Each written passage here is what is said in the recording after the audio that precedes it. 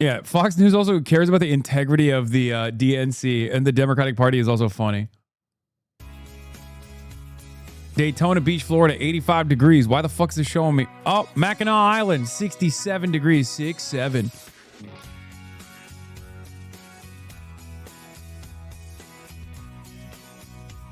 Fox 2 Detroit.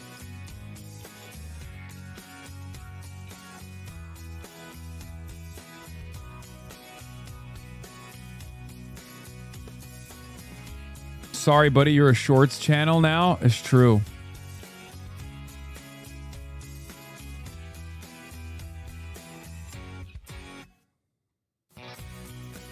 Love my main video editor comrades, but I will fight until that shorts bar overtakes the long views like the U.S. Pentagon budget versus education spending. Long views, 12.8 million. Short views, 17.9 million. Getting hard carried by the short... Ready for a major speech. The fuck? This is a special edition of The Pulse, the Democratic Senate debate. Let's go, Abdul. Live from our Fox 2 studios. Here's Roop Raj. And good evening and welcome to Studio C for the Democratic Senate debate. It's a chance for the two candidates to make their final pitch as to why they are the ones who can go up against Republican Mike Rogers. Now, this is a race the whole country is watching. And control of the upper chamber of Congress is on the line tonight. Debate. Get ready. The first half hour is on both Fox 2 and our streaming platform, Fox Local and Fox2Detroit.com. The second half is exclusively streaming on Fox Local. So have your phone ready. We'll have a QR code at the end of the first half hour that'll take you right to the stream, or you can just log on to Fox2Detroit.com and be ready for that second half hour. Now for the rules. Candidates will get a minute opening statement and up to a minute 30 to answer any question I decide to ask. The candidates will not address one another directly, but if statements are made about another candidate on stage about a policy point or a direct accusation, that candidate will get up to a 1-minute rebuttal. But to both the candidates, a little note: the more you make accusations, the more time you're handing over to your opponent. So let's have a productive debate that highlights what you want to do, not what the other candidate can't do. There's too much on the line, too much on the table, and people deserve substance over punches tonight. Now, I want to welcome the two Democratic U.S. Senate candidates. Now, Wood TV is my favorite local Michigan broadcaster, but I'll take it. Haley Stevens. To both of you, we give you a warm Fox 2 welcome. We thank you for being with us. We're taking your questions, by the way, via text, and many of those will be asked in the second half hour. Send them to 248-200-5042 or scan the QR code on your screen. The last time we did this, the system almost crashed. So many of you have questions. We know more of you will, so get on that as soon as you can. Dr. Al-Sayed, you get the first opening statement tonight. Root, studio audience, folks watching at home, I am so grateful to be here. My name is Abdul Al-Sayed. I'm a doctor. I became a doctor because I go 15 minutes from where I grew up and travel a difference of 10 years difference in life expectancy. Instead of practicing clinically, I went into public health, rebuilt Detroit's health department, led Wayne County's Department of Health, Human and Veteran Services. We did things like put glasses on kids, took on corporate polluters, made sure that our kids weren't breathing the worst coming out of smokestacks, and eliminated medical debt. But I'm running because it just shouldn't be this hard. I've been down to 110 different cities, 475 public Haley, events. stop interrupting. I could go to a living room in Lansing. I could be Haley, in a church stop in Detroit. interrupting Abdul. No matter where I go, people tell me I need to be able to afford my groceries. Whoa! I need to be able to afford my gas. I need to be able to see a doctor when I get sick. Stop. My friend is going to frame this race about me and her. It's not about that. It's about you. It's about what you deserve. It's about you deserving a politics that's not bought off by the same corporations picking your pocket at every single turn. I'm looking forward to the conversation about how we get money out of politics, put money in your pocket, and pass Medicare for all. Thank you, Dr. Abdul Al-Sayed. Next up, Congresswoman Haley Stevens, you have 1 minute for your opening statement tonight. Well, thank you to everyone tuning in tonight. As we know, the stakes of this race couldn't be higher. Costs continue to go up. Our health care, voting rights, civil rights, it's all on the line, in addition to Social Security and Medicare. And if Mike Rogers wins this race, all goes by the wayside. Look, Michigan deserves a senator who can win and who can deliver. That's why Abdul's going to win. On the stage who has flipped a Republican seat, and I was named Michigan's most effective Democratic lawmaker in Congress because my only focus is you. Abdul is running for celebrity. Republicans are propping up his campaign, and Mike Rogers just the other day said in Republicans are propping up your campaign with AIPAC. easier for him to win, that he's the one he wants to run against. Look, this isn't about the DC or New York influencer crowd. This is about putting Michigan first, and I've got the receipts to do that, which is why Governor Whitmer and so many others are joining my campaign to win in November. Congresswoman Dr. Al-Sayed, thank you both for your opening statements. Listen, just want to give you an idea of how we're going to do things a little bit differently from other debates where perhaps it's a little more formalized. This is going to be a conversation where I'm the moderator. I'll ask you questions. The time cues will be given by me. No clocks here. So let's go, and we'll begin with this. So many people have questions about affordability. It's the number one thing we hear about from people. What are they doing in Washington to make sure that life is more affordable for me? Dr. Al-Sayed, what are you doing? That's something that perhaps we haven't heard before in Washington that's different to keep the cost of living down. So let me just tell you, for me, it's I don't take money from the corporations who are jacking up your prices in the first place. When you're bought off by DTE and Blue Cross and Big Pharma and Big Tech and APAC, don't be surprised that there's a pro quo that comes with that quid. That money doesn't just fall off trees. $60 million from outside organizations in this race didn't just come from nowhere. It's because those exact same organizations expect something on the other side, and that's that they get to expect to own your next U.S. senator. So it starts with being able to say, I'm the only candidate in this race who doesn't take any money from corporations. Never have, never will. And then from there, I actually can stand up to them. I can do things like enforce our antitrust policies that haven't been enforced. I can do things like tax billionaires their wealth so we can take that money and invest it in you and your kids, in your schools. I can do things like make sure that rather than sending your money somewhere else to drop bombs on other people and their kids, we can keep that money here at home. And just in case you don't believe me, just think about this. Just last week, our friend here voted to send $3.3 billion of your tax dollars to a foreign government. That is the pro quo that comes with the quid of $30 million spent by APAC. So it really comes down to how are you funded? Dr. Al-Sayed, thank you. Congresswoman Haley Stevens, we heard a lot from Dr. Al-Sayed. Some of that was about your record in Washington. I want you to be able to address that, but also tell us what you would do to keep the cost of living down. Yeah, our affordability crisis is choking us out here in Michigan.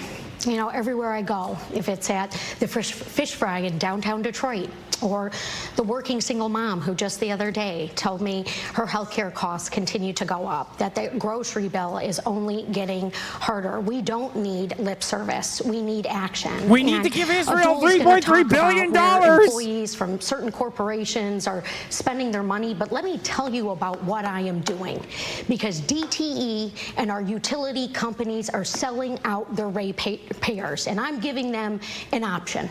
I'm saying DTE, either stop raising rates or lose your federal funds and cut executive pay. Look, we need proven fighters in these positions, and that is what I have done time and time again. I've got the receipts to show it, and this is also why Governor Whitmer and AG Nessel, you know, two proven fighters who want to see results, have endorsed me in this race, because Michigan, it needs a workhorse in the United States Senate, sleeves rolled up, ready to tackle our problems on day one. 15.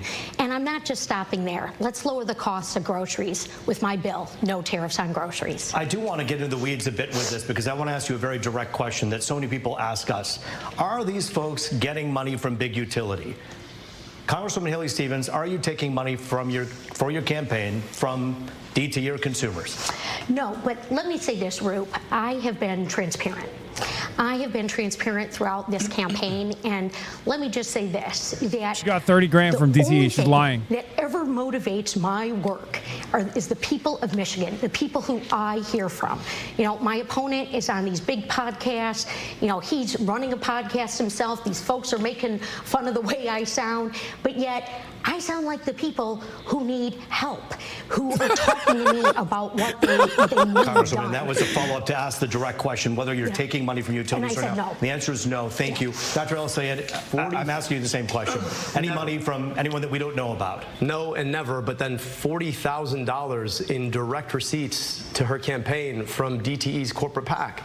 And then there's, I don't know, Center for Democratic Priorities, which released its funders, but then they're behind these shell organizations, these 501c4s. So I'd really like to revisit that question, because I don't know how to explain $40,000 directly to her campaign from DTE. I'm the only candidate in this race who's never touched a dime of corporate PAC money. I do want to ask both of you about your campaigns respectively when it comes to certain questions that people have. Congresswoman, we'll begin with you. And we'll Abdul dive should right say, into how that can right the people of Michigan trust you when you can't even be honest right now? And it seems as though on many instances you haven't directly answered the question.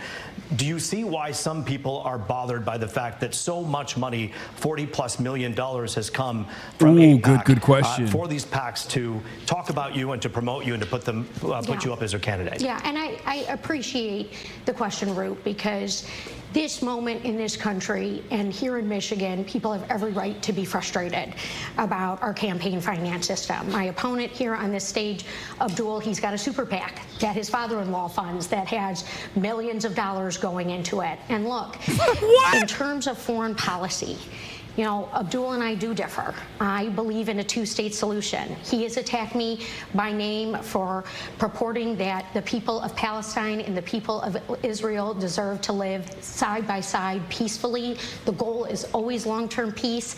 And also, the Prime Abdul Minister has to of cook her. Israel has Please, attacked Abdul, me by cook name. her. They both Please represent cook her, the extremes. Abdul. Look, Michiganders want peace. They deserve to see peace, and that is where I have always cast my vote, and that is the work that I want to do for Michigan in the U.S. Senate. Specifically about AIPAC money, more than $46 million has been spent on AIPAC spending to back your campaign. A lot of people wonder if that is something where you're going to do their bidding when should you win this seat. Is that something people should be concerned about? And if not, why not? Absolutely not, Roop. Look, I have been very clear. Why are they giving you $46 million then? And I have oh my God, Fox is cooking her. Thank you, moderator. Peace. I want to see a two-state solution.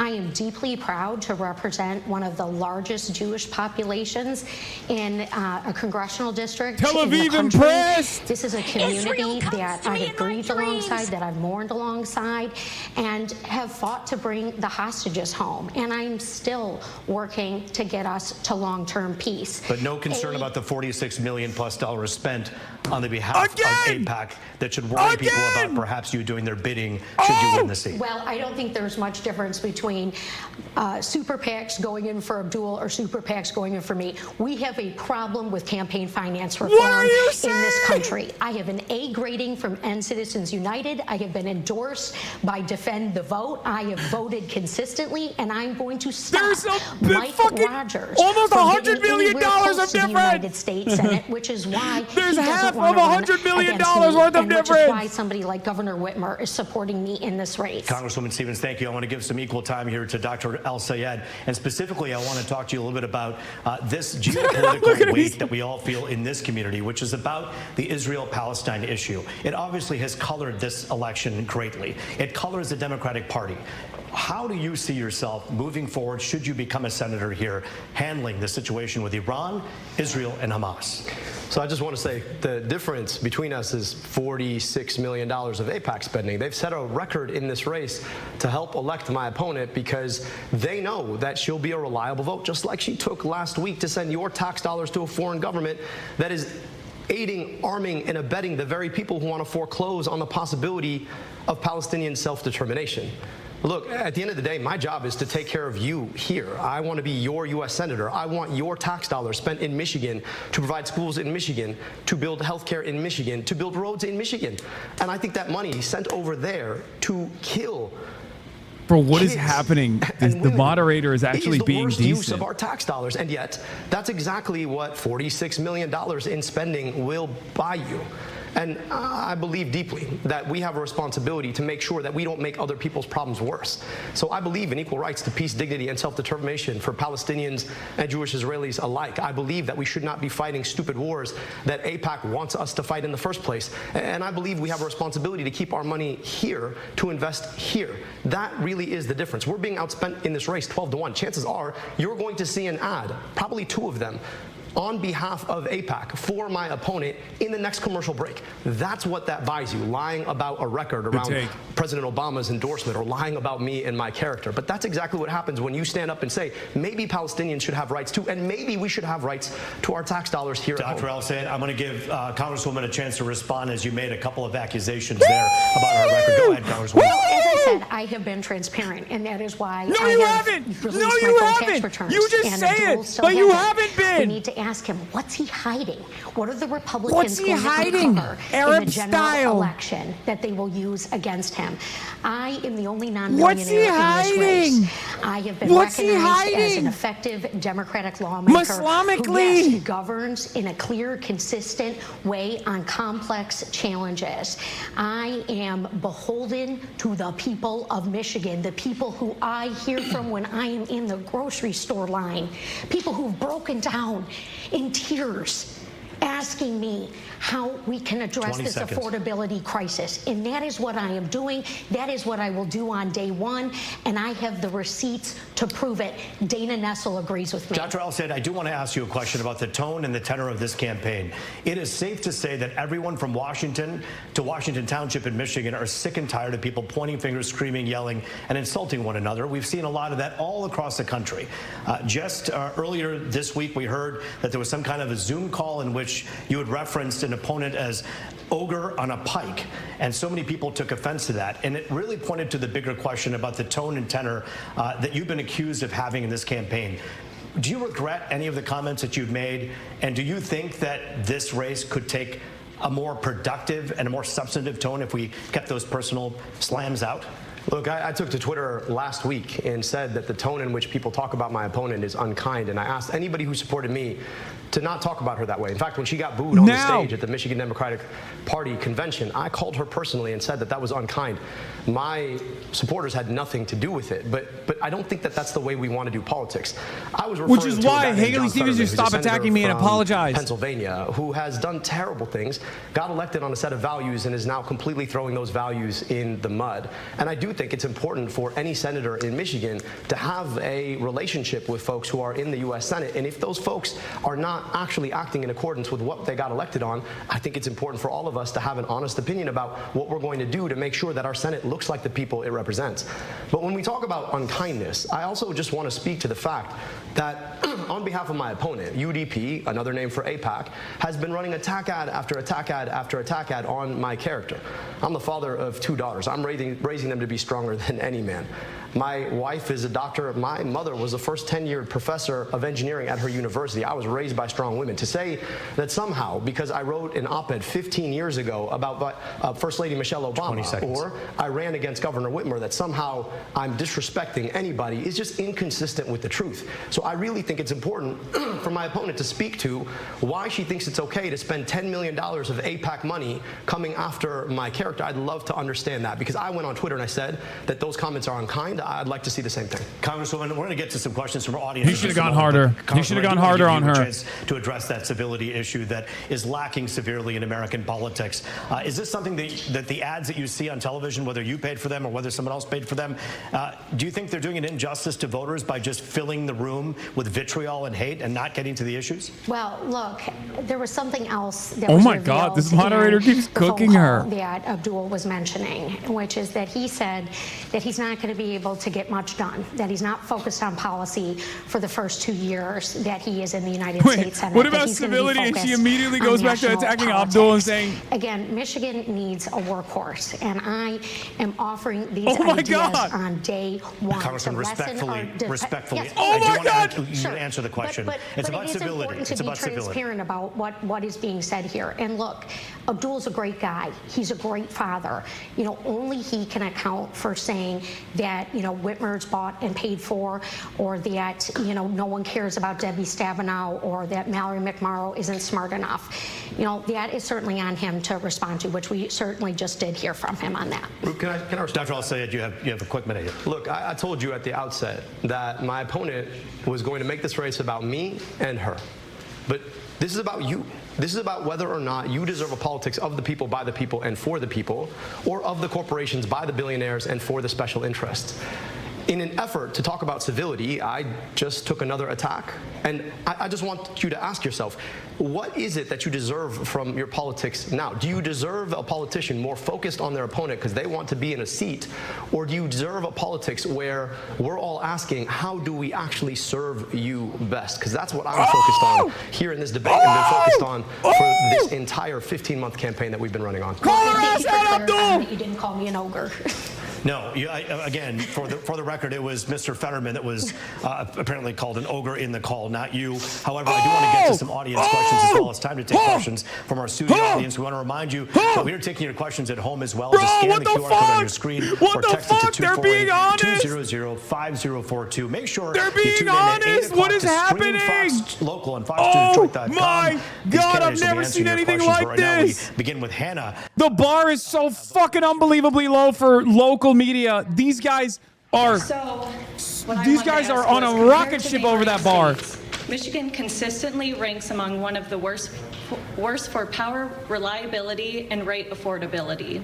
As hotter summers and severe storms strain our infrastructure, what federal policies or grid investment standards will you champion to ensure Michigan residents get reliable, affordable power? We'll begin with Congresswoman Haley Stevens for an answer on that. Yeah, well, and Hannah, thank you so much for asking such an important and palpable question to so many Michiganders. It has been deeply frustrating to see Donald Trump get rid of the clean energy tax credits. It has been deeply frustrating to see our utility bills go up and up and up. These companies do not care about the ratepayers, and they are selling us out. I am not offering lip service to this issue.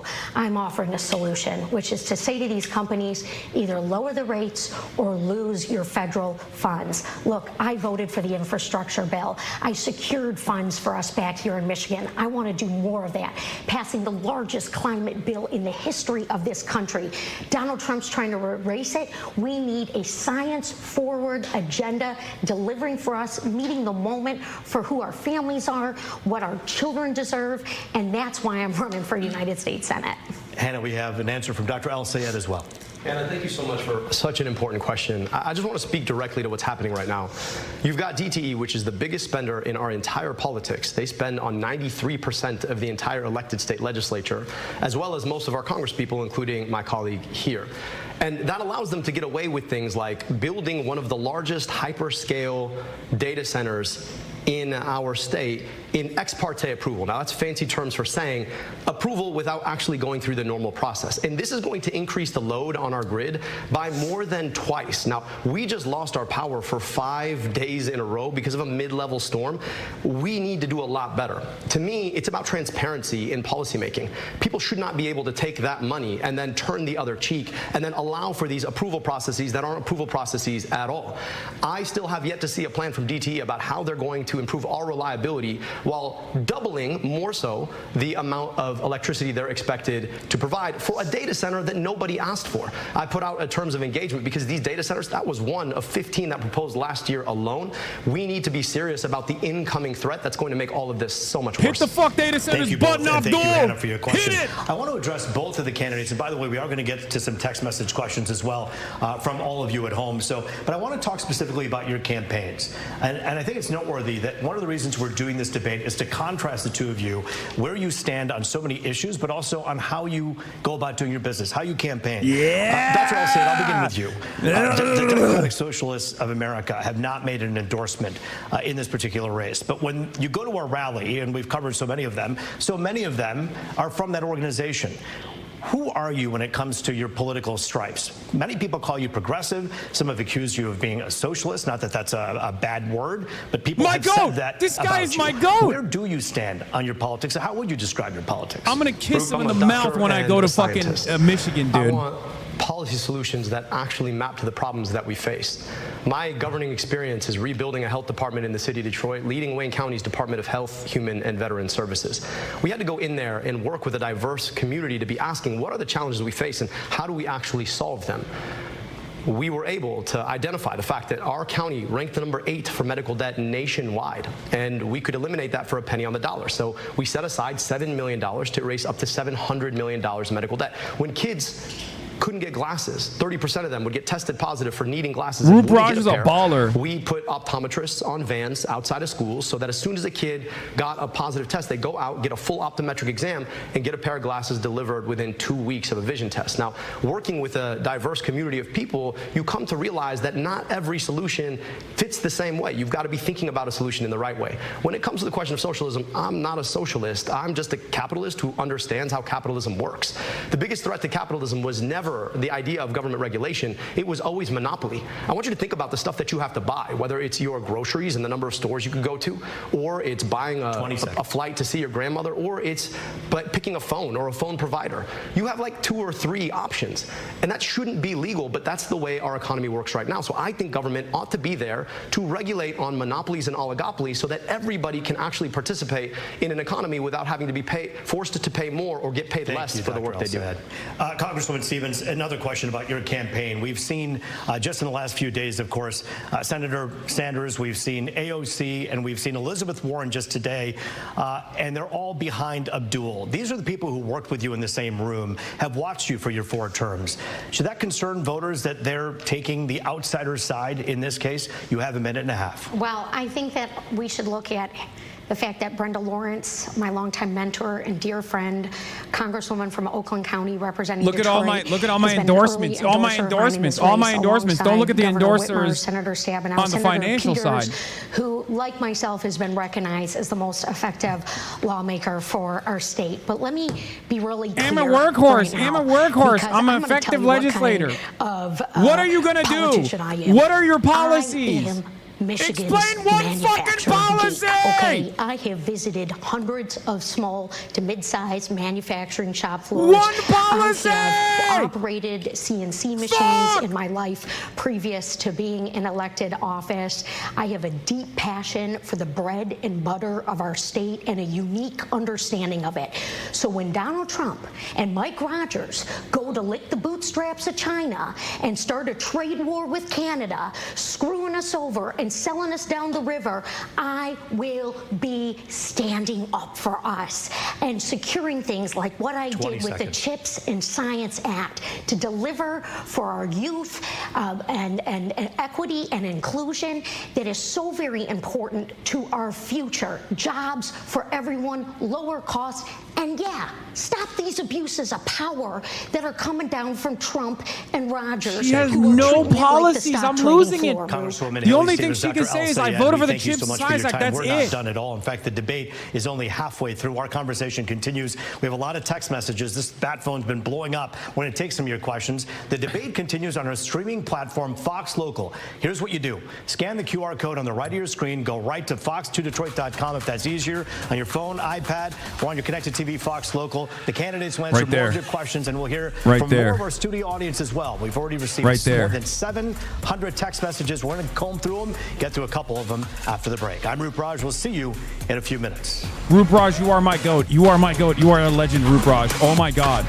The fucking bar is so low. The bar is so low, but the moderation I've seen so far from Michigan local broadcasters has been fucking immaculate. It has been spectacular. Okay. The reason why I say this is not because like he's Roop Raj is you know, in the fucking pocket of Abdul al-Sayed or anything. No, he's just being truthful. He's actually holding an indirect answer as not enough. That's why he just keeps asking the same question. Because Haley Stevens, if you recall, I told you this, okay? Haley Stevens never answers a direct question. She never answers a direct question. She just does the yokel shit, right? Oh, I'm a Yooper. I got a Yooper accent. I love Michigan. I'm going to fight for Michigan. Over and over again. Roop Raj, don't play those games, okay? Roop Raj says, I don't give a fuck. I'm Michigan too. I'm Michigan too, motherfucker. Answer the goddamn question. And that is great. I got the receipts. Oh, I'm from Michigan. Abdul is a scary Muslim. He hates women. That's all Haley Stevens is deployed so far. One of the great moments in that debate, one of the great fucking moments in that debate was when Abdul was like, look, it's just, what kind of politics do you want to see? Do you want to see a politics of incivility and constantly attacking your opposition? Or do you want a politics that puts you at the front and center? Your issues. That was fucking awesome. That was awesome. And it's true. It's just, yeah, can't run from the Raj, dude. Yeah, even when she was like, oh, you called me an ogre. And he had to literally correct her and be like, no, he called Senator John Fetterman an ogre.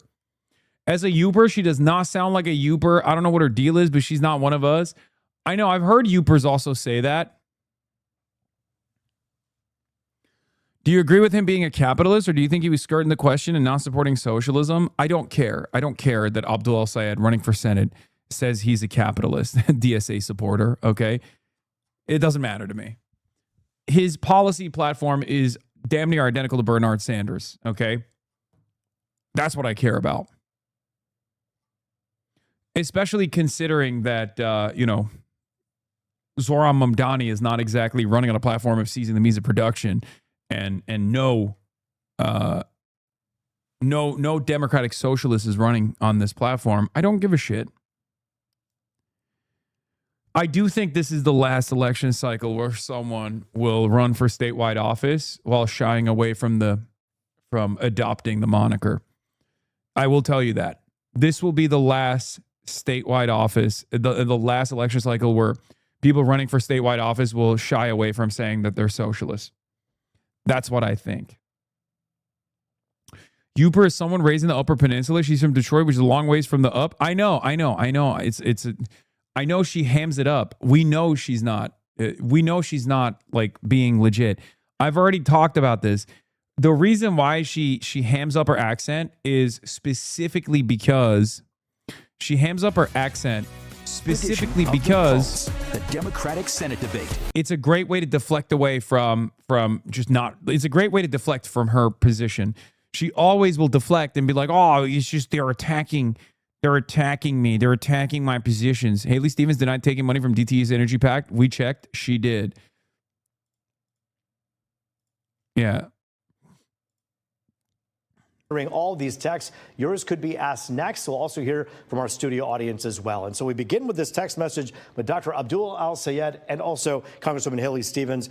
How will you bring back manufacturing jobs and secure longevity for the big three? Congresswoman, you had a chance to address this earlier. We're going to begin with Dr. al-Sayed on what he plans to do you're right. when it comes to manufacturing jobs. Subscribe to the People's Broadcasting Service, Piker Broadcasting Service. It's my birthday. And they endorse me because they understand that a pathway forward to bring back the manufacturing Level 20 will bring back the tank top streams. Like USMCA, voted on by my friend here, is to make sure that we are thoughtful about actually regulating the way that corporations and the top of corporations Maybe make we'll throw decisions. a gym stream with Abdul. I think we need to ban stock buybacks. This is this process I said by which corporations will literally buy their own stock to artificially raise their stock price, taking money away from the future of R&D and the workers themselves. Number two, I actually think that there's a pathway. Tom, what time? Thank you for the 10 gifted. You were Donald Trump, fast which on is that. Around the clock tariffs for Chan. everyone. I think that there's a place for Magical targeted CBM tariffs. If you with think 100. about free trade like cancer, I think we need some chemo. And the way that would work is that they were transparent, specific, directed to particular product lines. And then number three, I think we need to massively invest in continuing to be the best place to make an internal combustion engine in the world, and also to invest in EVs and EV infrastructure. And I want to talk about. I don't know why there's no hype train. I don't believe in a mandate, but what I do believe is that you should be able to buy a $25,000 300-mile range car brought to you by the big three. Why? Because that's the way that we're going to be able to create a product line that can compete all over the world with the kinds of cars that China is now manufacturing and eating our lunch on. But that means we have to invest in workers, and that really is the most important piece here. The UAW has built the American automotive industry. We need to be invested in them. We need to make sure that we continue to have the best manufacturing and engineering talent in the world. And that means ending the restriction that we've seen, and it means investing in our workers again. Again, we have an opportunity to continue to lead if we're willing to actually think past the ridiculousness of the Trump administration into what the future can be and into how we continue to invest in workers, engineers, and a product line be fit for the future. Congresswoman, I know you have a lot of notes and a lot in your mind and heart about manufacturing, but does it disturb you at all that the UAW put their endorsement to Abdul when you've done all this stuff for manufacturing that you've talked about? Look, I am so deeply proud to have a longstanding relationship with retirees and UAW members, and to have 17 labor endorsements in this race by a long shot. And I'm also very proud to have receipts and plans, and I'll show you where I'm leading the charge. Costs are killing us in our manufacturing sector. All right, the trade war with Canada has sold us out. There are His questions are awesome. You mad? I mean, it's a good question. Workers, mostly in downriver, that are out of work right now. You know, Mike Rogers wants to rubber stamp all of this. The stakes couldn't be higher. November is 50-50. He said on the leaked call he wants to run against Abdul. He knows that I passed bipartisan wins for Michigan with chips and Schmosters, thank you for the to lessen $200. our dependence on China, that I want to do that with critical minerals, which will lower costs and create jobs and continue 200 to bones. propel us as a manufacturing hub. And look, Roop, I was deeply proud to play a role in the Obama administration. Policy. Give me when one our policy, Big not Three something that was you on the were line, tangentially particularly related General Motors to. and Chrysler and hundreds of thousands One future policy, of please. manufacturing jobs across our state. One That future was a long policy, time ago, please. but it was policy that worked. We cannot take for granted that this incredible state of ours, Michigan, is just one of a handful left in the country whose central economy, all the jobs, drive through manufacturing. I'm going to be the champion for that in the United States Senate, and I'm going to run through anyone and anything that gets in my way to deliver for us. You know, one of the things and one of the reasons we wanted this debate to happen right now, just hardly a week away from the big election, is because people don't always understand the differences between the two of you. Some of them are clear, some of them are not. So I'm going to ask you a question that is really mirrored in this text message from one of our Fox 2 viewers. And I think this is really a poignant question. Which one have you Dr. got Al-Sayed, through? I'll begin with you. What is the number one thing Senate Democrats are failing to do right now that you would do differently? Well, number one, I just think the filibuster itself is anti-democratic. And we had an opportunity to break the filibuster. Now, let me just talk about what the filibuster is. The filibuster is a process by which all of the Senate can hide behind one senator who wants to filibuster, which requires a 60-vote threshold to break. And that means that you need 60 votes to pass something when it really should just be the majority number of votes. I oppose the filibuster. I think the filibuster has been anti-democratic for a lot of reasons. And once you get past that, we have the opportunity to get money out of politics to take on Citizens United. We have the opportunity to put money back in pockets by doing things like passing the PRO Act to stand with unions like the UAW who've endorsed us. We have the opportunity to start changing and enforcing our antitrust policies so a few corporations can't pick your pocket at every turn. We have the opportunity to tax billionaires their wealth, and we have the opportunity to finally guarantee every single person in this country health care through Medicare for all. But we've got to get the democracy part of it right. And right now, the biggest risks to our democracy are the filibuster, it's anti-democratic at the Senate, and money in politics. The attack ads that you've seen, probably in the last commercial break itself, that change our political system. When you ask $60 million to come into a race for you and then say that somehow you're electable, I think you don't quite understand what electability means. If you need a $60 million crutch, you probably can't be elected on your own terms. So I would just say that you should probably, if you really want to beat Mike Rogers, find the candidate who is electable without having to ask for a $60 million crutch to do it. Congresswoman? Well, look, you talk about the senators who've come in here from the coast to campaign alongside Abdul. And I think one of the things they are really missing is what we need here in Michigan. You know, an understanding of what makes our state tick. You know, go and visit a small business. Do I think that the DNC will undermine Abdul if he wins? No. Business. He's such a I know stud. it's great to hold. It's going to be like rallies Zoran. And have these fun events. But not like Zoran in the everywhere I have general. gone in Michigan. No, I have DNC will taken the back time Abdul 100%. To visit a minority-owned business. I want to see. He's my so bill buttoned up and so that well would put take together. He is capital an structure unbelievable into black-owned asset. businesses. So things like what we have on the Avenue of Fashion, which is a national best practice, that we can do that in Saginaw and Muskegon and DNC Lansing. doesn't even There's have money, so but the much great DSCC economic will back him development for happening sure. Here, but our tax code and our tax dollars aren't working for us, which is why I have staked such a big part of my campaign on hope and equity so that every zip code gets equal investment. I have fought to bring these dollars into Pontiac, and I'm darn proud of it.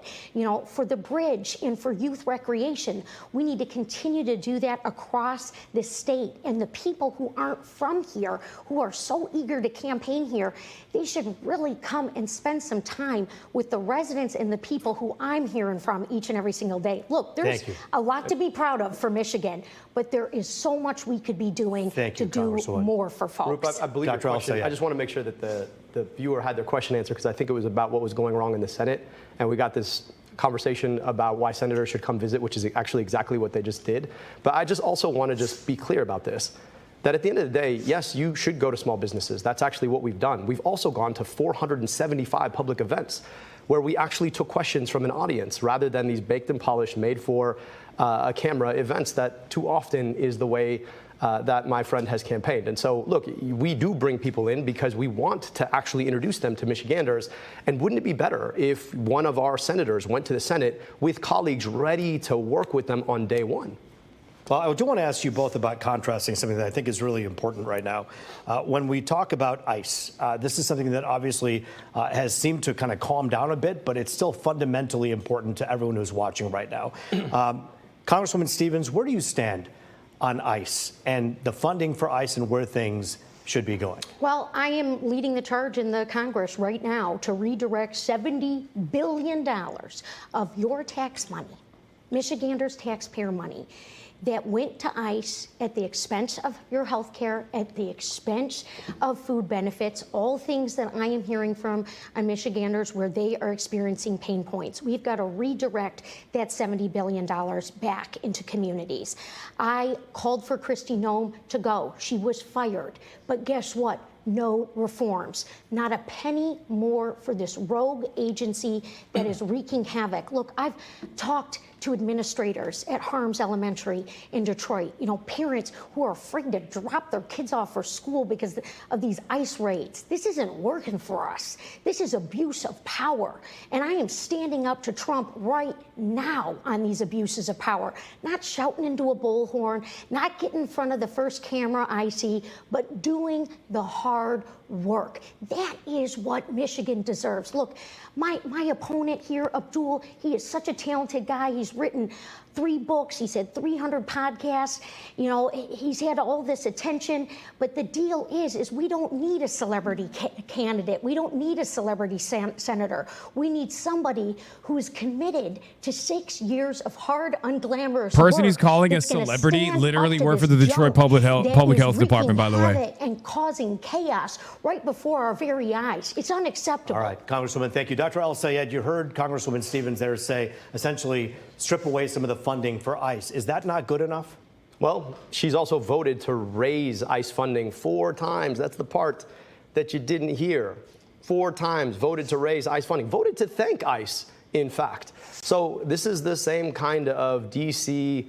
hypocrisy, I hate to say it, that we often see. Say one thing in front of a camera, do another thing.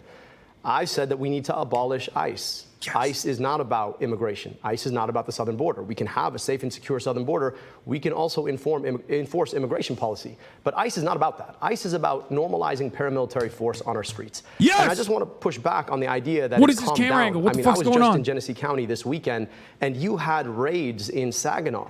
People are scared to death, and we've got a congresswoman who tells you that she's against ICE, has voted to raise ICE funding, voted to thank ICE, called the people who work in ICE, I don't know, very fine public servants and other things when she went and visited herself. So I'm just saying that I do the thing that I say I'm going to do. I don't think ICE needs to exist. For the better part of our country's history, we did not have an ICE, and I think we can do a much better job when it comes to immigration without one. And here's the last thing I just want to say about this. No notes. When it comes to the question of immigration, we need Democrats who are going to stand up and actually talk about the great good that immigration has done for our country in the first place. The idea that somehow we can't say abolish ICE because we're so afraid of what they're going to say when we've seen ICE terrorize people in our streets, to me, is exactly the kind of cowardice that we don't need from Democrats. So I'm going to take the bullhorn. Boosting that and he's I'm a going to say fighter. that I think we need to abolish ICE because I am not afraid of what they're going to say about me. Doctor, I do want to follow up, though, with both of you.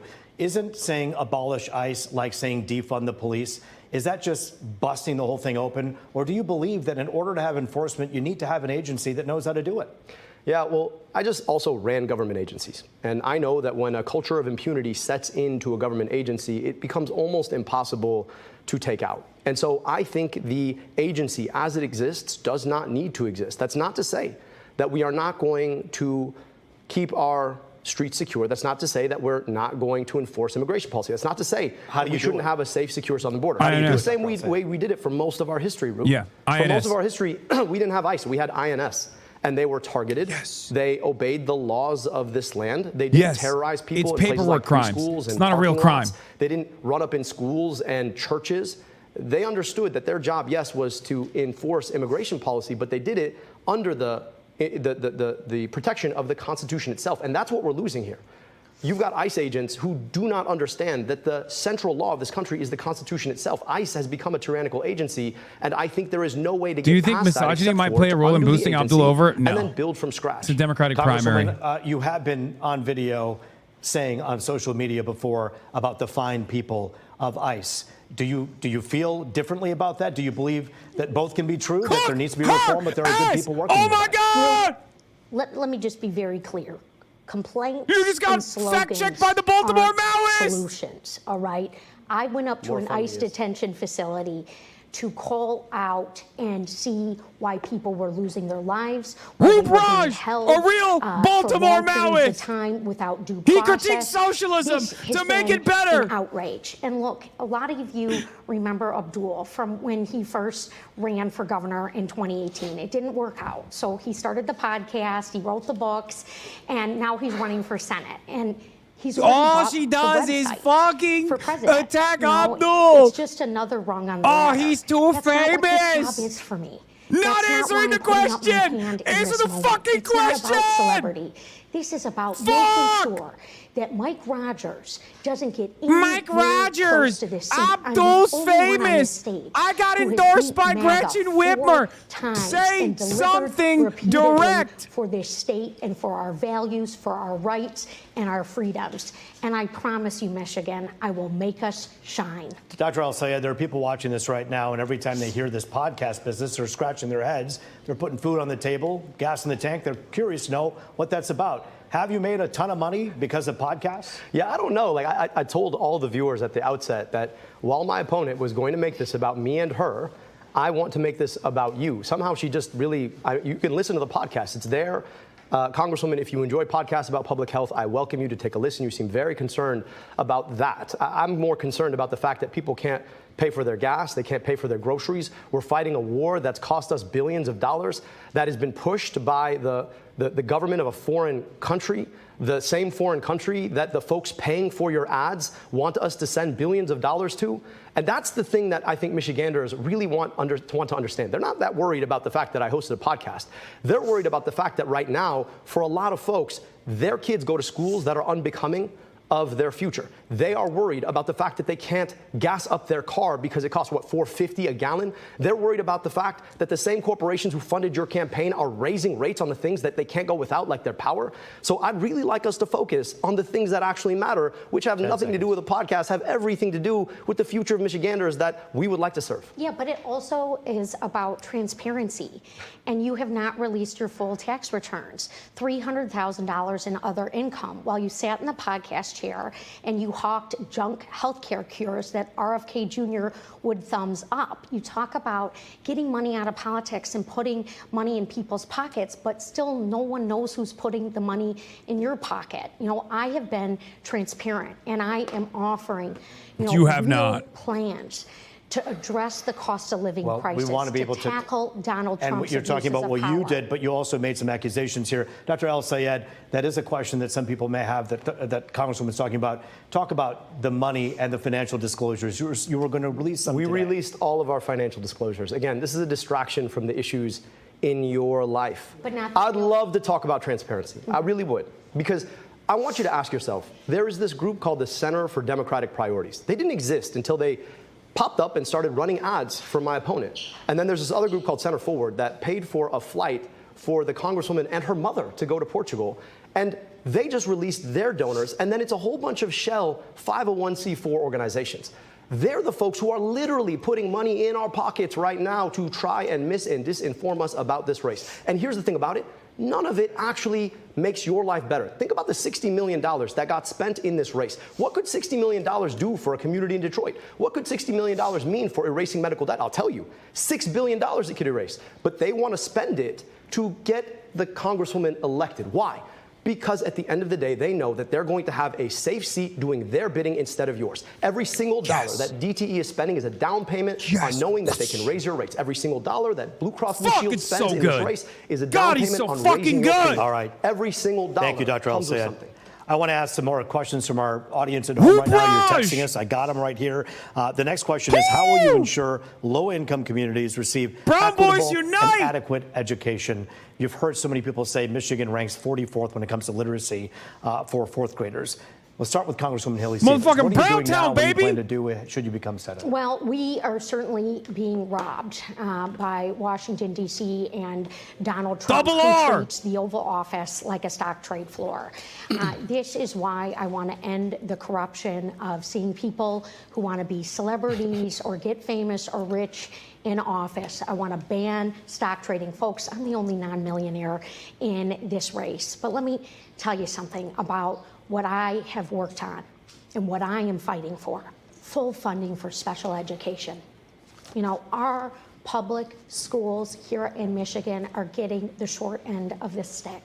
And if we fully fund special education, we can meet the needs that a family in Royal Oak has talked to me about, where they feel torn. Finally, she's talking about a policy. This is her first time, I think. Special complex medical needs actually get the education they deserve. She is falling apart. She feels frazzled. You can see it. Not just reinstate the cuts that Donald Trump cut. We have got to expand these programs. And I consider myself a warrior for public education.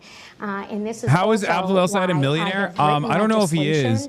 But and why I'm leading his wife is a doctor. He was a doctor. He never actually became a practicing physician, but he had a podcast. He wrote books. He was a first grade teacher. Bro, he's a fucking Rhodes Scholar. Of course he has a lot of money. What are we talking about? Small business. And so I want to see more people go into that profession, go into He's our worth like public 1.7. That's broke boy, dude. That is going to certainly solve a lot of problems for us. Dr. El-Sayed, you heard the Congresswoman Roop doesn't follow me. I checked. Grant money. Is that part of the solution here? What do you think? You know, you asked a really important question about education. I'd like to answer that question. I'm proud of the fact that the American Federation of Teachers has endorsed me in this race. And they've done it because I'm a proud product of public schools.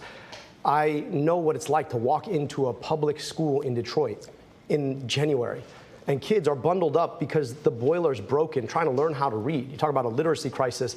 How do you learn how to read when you have to wear a coat in the middle of the day? We put glasses on kids' faces specifically because we knew that it doesn't matter what's happening on the blackboard if you can't see the blackboard.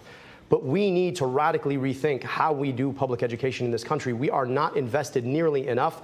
I want to tie the support for public education through the Department of Education, which, by the way, needs not just to be brought back, but fully invested in. I want to tie that funding to the Department of Defense. So when they try to raise the Department of Defense budget, we're going to make sure we're invested in public schools too. I also think that the way that we have funded local education, specifically school buildings, has too often ported the historical racism of the past. Right now, we fund school buildings based on property tax. Property tax is a function of property value. Property value is a function of who's been able to live where as a function of redlining from the past. And when we say that that same process should be patterning the social mobility of the future through public schools, that's a real problem. But I just want to say this. I actually agree with the Congresswoman on one really critical thing. We are being robbed.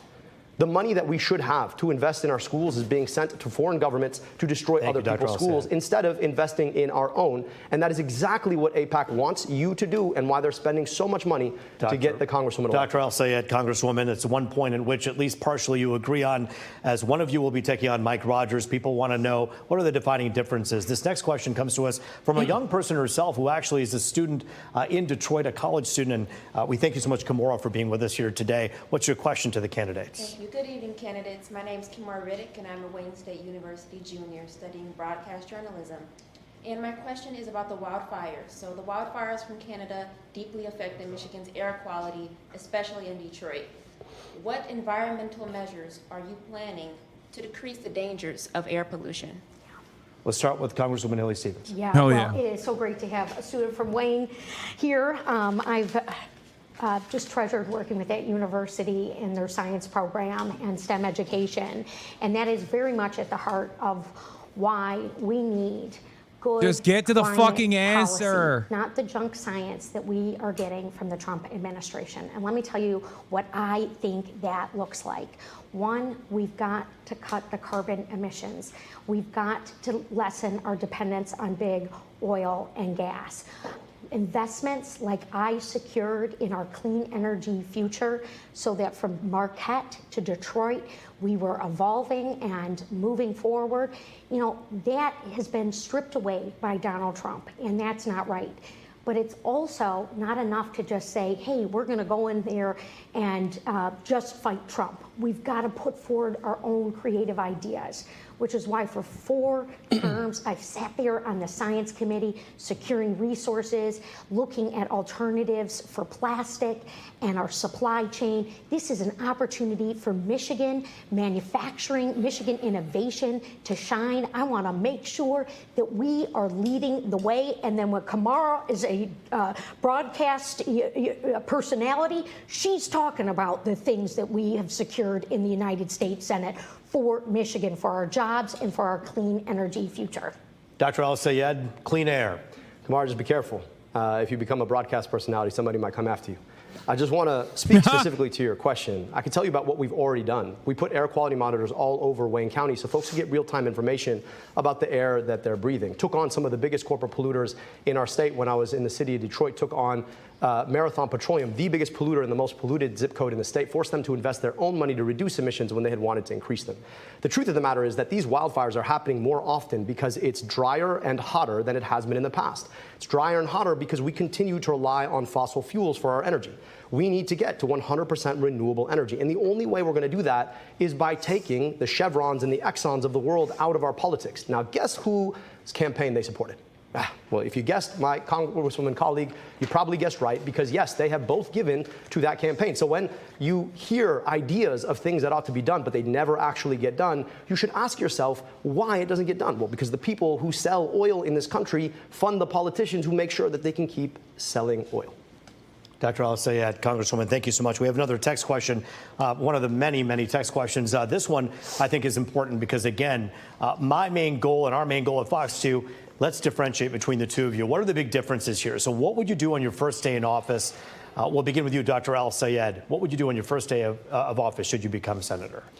Anybody who knows me knows that getting people health care is the passion of my life. I went to medical school only to realize that too often our health care system is part of the problem. We need and deserve guaranteed health care through Medicare for all. I have been thinking about this question. In fact, I've testified to the U.S. Senate twice. This wouldn't be my first time walking into the chamber. On Medicare for all, guaranteeing health care, on eliminating the medical debt in this country, $225 billion. Now, on Medicare for all, there is work that we're going to have to do. We're going to have to get a president elected who can do it in 2029. Now, in the process, though, I actually think that we could eliminate all the medical debt in this country, $225 billion. Just so you understand what that is the amount of the GDP of more than half of U.S. states in this country. So on day one, I want to offer medical debt relief to everybody. I think we could get bipartisan support to do it, and I'd love to get that done. And let's start working through Medicare for all, and then let's make sure that we can get money out of politics so the big pharmas and the big insurances of the world aren't in the way when it comes down to finally getting this done for all Americans. Congresswoman, in a minute and a half, tell us what you do on your first day in office. Yeah, day one, we have to stand up to the abuses of power. Take it from somebody who has been recognized as our most effective lawmaker. When I tell you I'm going to go to the United States Senate and ban stock trading for elected officials, she's going to Tel Aviv. Children, for our president and our vice president, and for candidates for those offices, I am going to get it done. I am sick and tired of seeing Donald Trump sell us out to the highest bidder, go cut deals with every other country except for cutting deals for us here in Michigan. We have been paying the price, and it is not acceptable. And speaking of prices, day one actions to lower costs and to invest in small businesses, minority-owned businesses right here in Michigan. Those are your tax dollars, and I believe in the effective stewardship of them so that they go back to our communities here, and I've got the receipts for that. I've got the proof points for that. And then lastly, we got to make sure that the jobs of the future are coming from the place that we all love to call home, which is why my manufacturing agenda on day one will also be in the hopper. I got all the bills ready to go, Roop. We have 30 What are seconds those left for bills? each of you to answer the following question. What makes you think you're the formidable candidate who can take on Mike Rogers? 30 seconds, Dr. El-Sayed. Well, poll after poll after poll has shown, despite what my colleague says, that I am the most competitive candidate to take on Mike Rogers. But it's also this, that you've got to have something you're fighting for. Ask yourself, if DTE funds both Mike Rogers and Haley Stevens, who wins? DTE wins. And Blue Cross and Big Pharma and Big Tech and APAC, all funded by the same people. We need a choice. I'm the only candidate in this race who does not take corporate money. And so I offer a real contrast to a guy who has never seen a corporate dollar he did not want. Congresswoman Haley Stevens, 30 seconds. Well, look, Governor Whitmer, Attorney General Nessel, the chair of the Michigan Legislative Black Caucus, Amos O'Neill, they all agree that I will be Michigan's workhorse, that I will stand up for us on day one, that I will beat Mike Rogers just like I have beat Republicans 4 times over. Thank you so much. Congresswoman Haley Stevens, Dr. El-Sayed, the vote is now in the people's hands, a week away. A That's critical crazy. conversation Abdul says, happening I'm going to be a on this real stage that, fighter. yes, is local, but my it's opposition national. is So funded by watching. Mike Rogers and Haley Stevens is funded by the same people. They don't care who wins. This makes her less electable. She goes, I'm a workhorse, and I got Dana Nessel, the Attorney General's endorsement. Stay tuned here on Fox Local. We're taking you inside the spin room where both of these candidates were answering questions from the I'm just curious if she has the receipts. Yeah, I have the receipts. Picks up our coverage next with reaction from tonight's debate live. I'm Roop. Oh, hell yeah. I can't wait to hear the fucking reaction. Okay, that was an incredibly impressive showing. That was an unbelievably impressive showing. Tremendous messaging discipline. It was unique. It was multifaceted lines of attack. Obviously, Haley Stevens is a target-rich environment, if we're being real. But god damn, did Abdul cook. Holy shit. He might as well just drop the doctor and call himself the chef, baby. Because he was chopping that shit up and down the block. Oh, my God. It is actually a flex getting their endorsement. Stop laughing. We may be cooked this on. No, it's not. It's not, especially not on this debate stage. The endorsements stand on their own, okay? Gretchen and Dana Nessel are popular. Dana Nessel is not. Gretchen is, but she's losing her popularity in the fucking state. If you think Dana Nessel is popular, you're out of your fucking mind. Dana Nessel is not popular at all. What the fuck are you talking about? Are you even from Michigan? Gretchen Whitmer used to be a lot more popular, no longer as popular in the state. But ultimately, what matters most in this circumstance is like what you are voting for, what you're advocating for. Abdul explained that. From the questions Haley never of did. the media, there are other people joining us in that spin room that are not part of Fox 2 that want to learn more from the candidates. So we're going to hear more questions tonight about this, obviously all coming to us ahead of the primary next week on Tuesday. We also have a debate we want you to join in on. As you see on our screen right now, this is our poll question for tonight. Did tonight's debate change the way you're going to vote in the Tuesday primary next week? Yes or no? Chime in right now. The QR code is on your screen. We want to hear your thoughts on this, and we're going to continue talking about this because not only do we have the spin room coming up where we're going to hear from the candidates individually, but we're also going to continue with our reaction room live. That's going to be our post-debate, post-spin room coverage, and that's because we want to hear from you, all the people that are watching tonight. What are your thoughts? Did tonight's debate sway your decision? Are you angry with some of the responses? Is there something else you wanted to hear and clear up from tonight's debate? And some of you might be a little bit more confused. In fact, I'm reading some of our comments on social media, on YouTube, and so much more. So I want to hear from you guys. I would love to actually get you guys in our live Zoom. That's going to happen later in our reaction room. Again, a live look right now at our spin room where we're going to hear from each candidate individually. Now, I do want to recap a few moments that really set the tone of this debate, beginning with the AIPAC money. This has been a question that a lot of us have been really looking for answers for. Let's listen in to what was said during that part of the debate. Many people ask the question about AIPAC, and what is it this seems fucking as though angle? in many instances you haven't directly answered the question. Do you see why some people are bothered by the fact that so much money, $40+ million, has come from AIPAC for these PACs to talk about you and to promote you and to put you up as their candidate? Yeah, and I appreciate the question, Root, because this moment in this country and here in Michigan, people have every right to be frustrated about our campaign finance system. My opponent here on this stage, Abdul, he's got a super PAC that his father-in-law funds that has millions of dollars going into it. And look, in terms of foreign policy, you know, Abdul and I do differ. I believe in a two-state solution. He has attacked me by name for purporting that the people of Palestine and the people of Israel deserve to live side by side peacefully. The goal is always long-term peace. And also, the Prime Minister of Israel has we can hear a attacked conversation me in the kitchen. No, you fucking idiots. It's probably from the live broadcast. I wasn't having a conversation in the kitchen, you dummies. It's literally the Fox broadcast mic.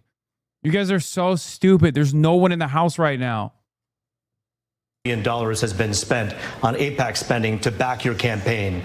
A lot of people wonder if that is something where you're going to do their bidding should you win this seat. Is that something people should be concerned about? And if not, why not? Absolutely not, Roop. Look, I have been very clear, consistent, and transparent, and I have continued to be. I want to see long-term peace. I want to see a two-state solution. I am deeply proud to represent one of the... What was the audio? Don't gaslight it. Okay, now I'm gonna Is this it? Of us have been really looking for answers for. Many people ask the question about on social media, on YouTube, and so much more. So I want to hear from you guys. I would love to actually get you guys in our live Zoom. That's going to happen later in our reaction room. Again, a live look right now at our spin room where we're going to hear from each candidate individually. Now, I do want to recap a few moments that really set the tone of this debate, beginning with the AIPAC money. This has been a question that a lot of us have been risking him for. We just saw them finishing off the shaking of hands with our very own Roop Raj and thanking him for hosting and moderating this Senate debate on our coverage here on Fox 2 and Fox Local. And once they are ready to walk over to the spin room, we're going to listen to them. Listen to what they thought about the questions, about the... Abdul explained that. From the questions Haley never of did. the spin room that are not part of Fox 2 that want to learn more from the candidates. So we're going to hear more questions tonight about this, obviously all coming to us ahead of the primary next week on Tuesday. We also have a debate we want you to join in on. As you see on our screen right now, this is our poll question for tonight. Did tonight's debate change the way you're going to vote in the Tuesday primary next week? That's not me, yes you or no? fucking dumbasses. That's literally from the broadcast. That's literally their hot mic, you dummies. About this, obviously all coming to us ahead of the primary next week on Tuesday. That's clearly you. Here, where is it? It's like right here, isn't it?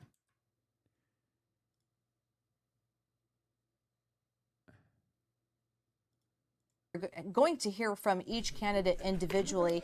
Now, I do want to recap a few moments that really set the tone of this debate, beginning with the AIPAC money. This has been a question that a lot of us have been really looking for answers. We know we want you to listen to what they were saying. I don't know what the fuck they're saying. I can't even understand what they're saying. But it's a hot mic from their broadcast. You can't hear me because I'm not talking to anyone because I'm pissing in the bathroom. I think I skipped past it anyway.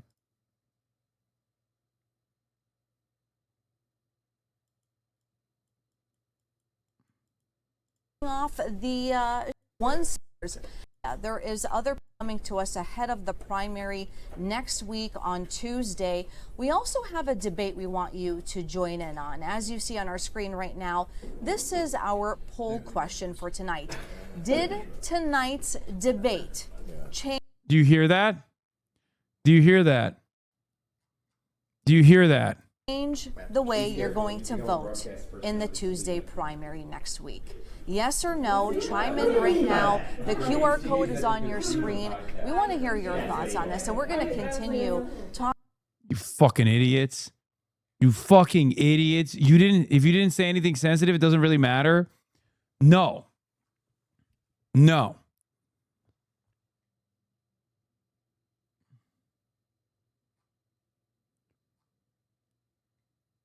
Why are you like this?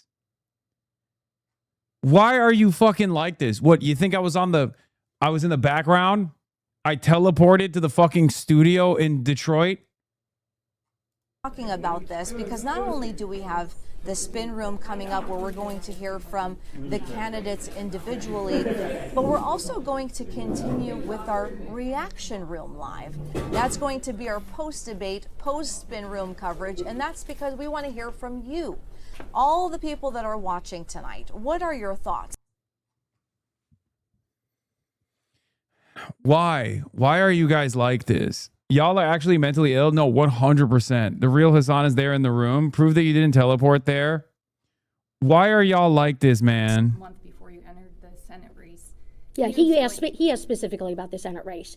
And look, to your Senate committee, I believe. Yeah, he just asked about my current campaign. Yeah, Sam, did you have something? Will you take donations from consumers in DTE if you look?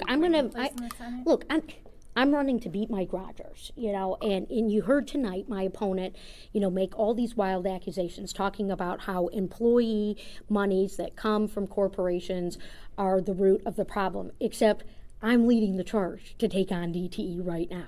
I am leading the charge to say that you are screwing over your ratepayers, and I am going to strip your federal funds and force you to cut executive pay. I think that is damn good for the people of Michigan and what they need right now. But will you Thank take you. money Thank you. from them? Thank you. You're not answering. Yeah. Look, you're not I'm trying to answering. get to the United States Senate. Like, you can keep pushing me. I have no idea, if we're going to be able to do these major reforms. But what I want to see us get these reforms done. I want to bend, the way in which these laws that hold us back are. Just last week, I said free ball. Free ball for any journalist that wants to get a good fucking clip. Attacked me. I'd never heard Push him say the for word a Trump, direct albeit answer. once the entire time. I am leading the charge to take on his abuses of power. I am going to vote for comprehensive campaign finance reform. I'm not going to speculate about what employees groups are going to come together. But you know what? I will say this. Some of these groups, with the auto companies and this and that, my work in the Congress has always been directed towards the people of Michigan. I have 17 labor endorsements in this race, the most by a long shot, most of the building trades and the labor unions. But thank you so much for pushing on the question. I appreciate that, Beth. Yeah, nice to see you. I want to ask about the conversation about Abdul's personal financial disclosure. I understand. Yeah. You might have just released it like 2 hours Yeah, ago. and we still don't have the full tax return. What should we glean from what he did release today? I guess what was the most I think it was released like when we were pulling in, so I don't know. But it's just the bigger, hundreds of thousands of Michiganders voted. We're talking about, the campaign finance system. Why is this leading candidate on the stage here not releasing his full tax return and being transparent with us. We're going to go into a general election, and these Republicans have got all the dough in the world to try and flip this seat. You got Rogers already saying that he wants to run against Abdul because he thinks it makes it They easier. are funding your campaign. AIPAC is sponsored by MAGA billionaires. You have highlighted numerous racist articles written by news outlets that are owned by the likes of Paul Singer, for example, who is one of the fucking major donors to AIPAC. That's crazy. Your campaign is the one that's funded by right-wing billionaires. I wonder, just talking to some of the Trump supporters there that seem to be licking their chops no matter who wins the primary. 76%. Did tonight's debate change who you're voting for? Yeah, they're 77% said no because they're all voting for Abdul. And 20% that was going to vote for Haley Stevens is now saying yes. Attacks. I think what you have in the Michigan Democratic Party right now is the best of democracy on display here in Michigan. Abdul has put forward his ideas. I have put forward mine. You know, he's run statewide before. Remember, we don't know what your ideas are. For governor. Then he continued to go on with his, book writing, and that's when I think he started that podcast show. We still don't know exactly who was paying him for that or where that money came from, especially last year when he was running for Senate, because I was just working and standing up to Trump last year when I was running for this position. And so, look, no one's talking about Mike because he's doing nothing. He lost to Alyssa Slotkin. He's told us very clearly what he wants to do, which is rubber stamp Trump. He's being dishonest with the people of Michigan, and he knows that on November 3rd, I will beat him and become Michigan's next U.S. Senator, delivering for us on day one to lower costs, to stand up for our manufacturing sector, rather, and to stop Trump's abuse of power. Congresswoman, picking up on that, what is your plan to win over the more stubborn Abdul supporters that he has brought into the fold that maybe weren't involved in past elections? Well, look, I'm going to, work my heart out to earn every vote. I'm really proud to have a unique rapport with independent voters, as I always have, and I'm really proud of the unique coalition that I've built. Mayors from Lansing and Farmington Hills and Grand Rapids who, have endorsed my candidacy, and I'm so proud to be on the team.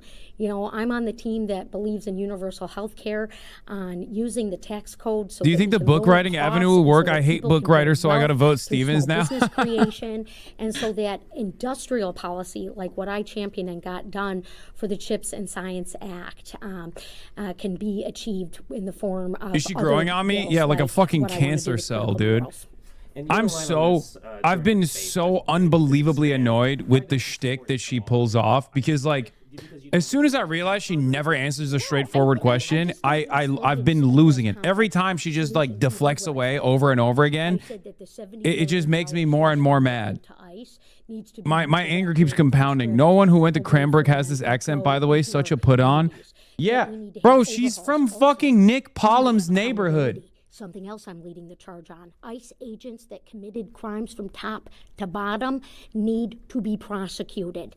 Those are real solutions. I just didn't know that like people did this in Michigan too. Because I know people do this in the South, right? Like they do this in Georgia. They do this in Texas all the time. Like Ted Cruz is very famously a big time phony. He'll wear the snakeskin boots and be like, oh my God, I'm so Texas, whatever.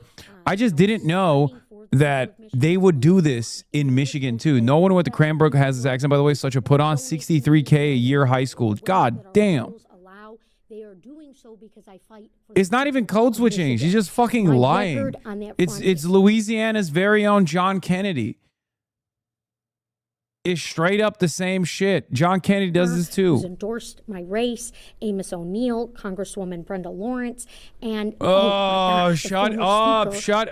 Oh my God, I fucking can't stand this. Everyone is endorsing me. Members here who might chime in, and I want to earn their votes too. You know, that's what this is all If about. I feel this way, I'm sure Michiganders are going to feel this way too, though. Because, like, if you got nothing and you got Gretchen Whitmer endorsing you and you just keep waving that flag around.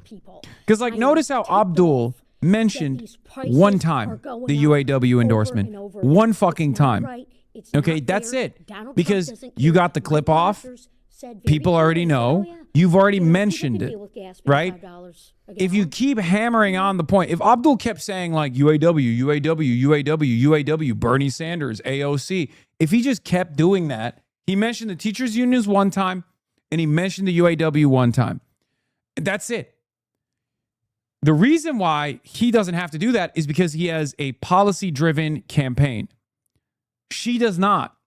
He's got actual problems that Michiganders are facing that he can talk about. Kamala Harris did this a lot too, not the endorsements, but like constantly tried to bring up personal anecdotes about like how people are suffering with no adequate solutions to how you would address or alleviate that pain. On the debate, a lot of what she's saying is, I've got the receipts for that. We've heard that multiple times. She's also addressed that her opponent was attacking her throughout the debate rather than going after Donald Trump, President Donald Trump. We're going to continue listening in on the spin room. Right now, we are awaiting to hear from Dr. Abdul El-Sayed as well, who is going to enter the spin room in just a few minutes to hear his take, his reaction on how this debate went. Certainly a lot more questions than answers right now, because it seems like a lot of questions were not answered around the DTE, and consumers' reaction was kind of mixed. We didn't understand if there were any possible solutions on the forefront there. There was also a mention of Dr. El-Sayed's tax returns not being given out. He says they were. She says we didn't receive the full tax return. So a lot of questions surrounding who's saying what is really out there, talking about the abuses of power as well with Washington, D.C. Of course, a lot more coming up here on Fox Local. We're going to continue this reaction room coverage right now, where we're going to hear just a few minutes from Dr. El-Sayed, his reaction to this debate. Some of the other things that were mentioned by him was getting health care done, getting health care through Medicare for all, and eliminating medical debt in this country. The one thing, though, how is this all going to happen? We want to know more about this, and hopefully he can chime in on what is the response to that. How do you get medical debt? But I know something about you. Another school that I was at, that was Cranbrook, by the way. You went to Cranbrook. That's a private school. We're just keeping a close eye on where things stand right now. You're taking a live look right now of possibly other press, other media maybe joining in on the spin room. I will say this though, I love the energy of our young people. That's why it was important tonight. Maybe just that's huge, by the way. Yo, viewers that we have. I will say something here. You know what boomers fucking love? Young people getting motivated to vote for someone. Huge deal for Abdul. Okay. Like even when boomers are like, oh, I actually love Haley Stevens. There's one thing that is catnip for fucking boomers. It's a critical hit every time. When they see young people go out and get excited to door knock and campaign for a candidate, that literally bricks boomer brains. Okay? I've seen it everywhere. That's part of the reason why I think Melon Quiros did so well as well. When boomers who would normally go for the establishment Democrat because they watch a lot of television, when they see a lot of, and yeah, old black people love that shit. Absolutely. Absolutely.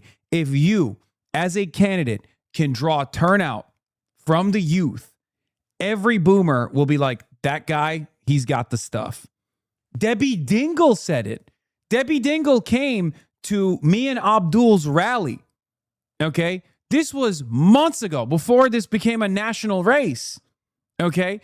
She went to that rally and she was like, I've never seen this many young people this excited all the funders behind this the early in a Democratic primary? priorities. Now, to say that somehow my tax return is more important to the voters in the state than the $60 million that have been spent in this race on ads, most of them attacking me at this point, I think is missing the vote. So happy to release everything. We released all of our personal financials. I'm not hiding anything. The question is, what's the Congresswoman hiding about the people who are actively funding her campaign? We're getting outspent in this race 12-1. I don't think people really quite appreciate what that means. 12-1. All money funded through super PACs, which is exactly what the ending of Citizens United is supposed to do. Now, when you can say you really want to get money out of politics or you want to end Citizens United, but then you are the principal benefactor of Citizens United, that to me seems just to be a little bit more of the hypocrisy that we've seen. They're taking large money from family members, large amounts of money from I'll tell you this, my father-in-law does not want to send your tax dollars to the Israeli military to do genocide, I'll tell you that much. And also, again, 12-1, like the difference matters here. And most of any outside funding has come from, right? Working Families Party, UAW, American Federation of Teachers, National Nurses United. I've never taken a dollar from a corporation. She's hiding all the corporate dollars she's taken, or lying about it, frankly, that you all saw. DTE, $47,500 in this race, and frankly said, no, I haven't taken it. If you can lie about that straight up in front of a studio audience and like national television viewers, what else are you lying about? And so I'd love to have a conversation about transparency, love to have a conversation about funding campaigns, love to have a conversation about why she's taking money from all of the worst corporate actors. So Chevron, Exxon, DTE, Blue Cross Blue Shield, Big Pharma, Big Tech, APAC. Who else? And then why did you and your mom have to go to Portugal? Like, that's the important question. We want to talk about family members, right? Like, why do you take your mom to Portugal? Like, did she have to get spun by the same corporations trying to spin you on policy so that, like, on the way home, your mom could spin you? I don't understand. Like, is this how it's supposed to be done? Is this how, like, when you go to DC, is that how they teach you you're supposed to operate? Because I'm not trying to operate that way. Okay, and he's way more vicious off the debate stage. God just damn. How corrupting the corporate money has become. When they're flying you out to Portugal to talk to you about big pharma policy or big tech policy, when you come back, you're not doing the goods for Michiganders. You're doing the goods for those companies. How do you plan on voting on the state capitol convention question in November? The state capitol convention in November. The con-con. I have to be honest with you, like, that's an interesting, I think you're the first journalist to ask me. I'm going to say no at this point. I'm vote against it. But I do think that we're due up for some updates, particularly at the federal level, right? I mean, so many of the problems in our governance at the federal level right now are, we need to be rethinking them, whether it's the Electoral College, whether it's Senate rules like the filibuster, or whether it's well, what's wrong with Portugal? Are we not good enough for international corruption? Is that what you're saying, doctor? Life terms at the Supreme Court. I think a lot of these questions need to be rethought. Do you want to respond to the accusation that you were promoting junk healthcare cures on your podcast? I'm reading about it now. Yeah, well, no, I didn't, and I don't know specifically what's being alleged here, but we were very, very specific, not in any of our reads to make health cures. It's interesting to me how much of this debate the word podcast came up, which is wild to me because I don't think podcasts have anything to do with the ability to afford your gas or your groceries. I don't think podcasts have anything to do with whether or not your kid goes to a good school. I don't understand the Islamophobia about Abdul. Motherfucker's so American. Dog, his name is Abdul Rahman. His name is Abdul Rahman. Mohammed El Sayed, okay? I don't know why the Congresswoman is so angry at podcast He is American. Hosts, but they're not the reason you can't afford He is America. He is literally the ultimate American. The problem is he happens to be Muslim, okay? She's the only non-millionaire in the race. Is that true? Well, I mean, I file with my wife. So if you count all of our joint assets, maybe. The Congresswoman I know files alone. And so you're not comparing apples to apples at that point. I know it's a convenient slogan and AIPAC wants to pay to put it on TV, but we're not comparing apples to apples. The question also has less to do with my personal finances and a lot more to do with the personal finances of the CEOs whose corporations she takes money from. I'd like to know how many billionaires made their billions off of votes that she's taken. Right? I'd like to, when we talk about millions of dollars, why $60 million in this race? I'm happy to talk about finances, but the finances that matter for most folks in this state are the finances that they're worried about, that are being nickeled and dimed because of the deals that too many corrupted politicians make as a function of the corporate money that they take. DTE, I'd like to talk about how much does a DTE CEO make? You guys know? Probably 10 million, something like that. So when you take money from DTE, and the question is, are you going to regulate on DTE? What's the answer there? Yeah, you can write a bill and pretend like you're doing something about the problem, but what do you actually want to do when you take $47,500 and then are willing to lie about it in front of the world in the most watched debate in the country? Just frank lie. Frank, like in your face lie. No. You have accepted money from the American Priorities PAC, which is a super PAC. You continue to say that you... No corporate money. So that's the difference? If it's a I don't take PAC corporate money. I've always been clear I don't take corporate money. And if you're angry because AFT and the National Nurses United are supporting our campaign, that's like what unions do to push back on the corporations. Yeah, well, I mean, we take individual contributions, certainly, but I'm not coordinating with any PAC. You know that's illegal when you ask. But also, let's just talk a little bit about scale here. How much are we being outspent, do you know? 12 to 1. No, answer the question. It's 12 to 1, 12 to 1, 12 to 1. So when you're talking about 12 to 1, let's actually talk about the amount of money that we've seen. And Michiganders are seeing it. Ad after ad after ad after ad. So if you want to say that the National Nurses United is somehow the same thing as APAC, I don't take that seriously.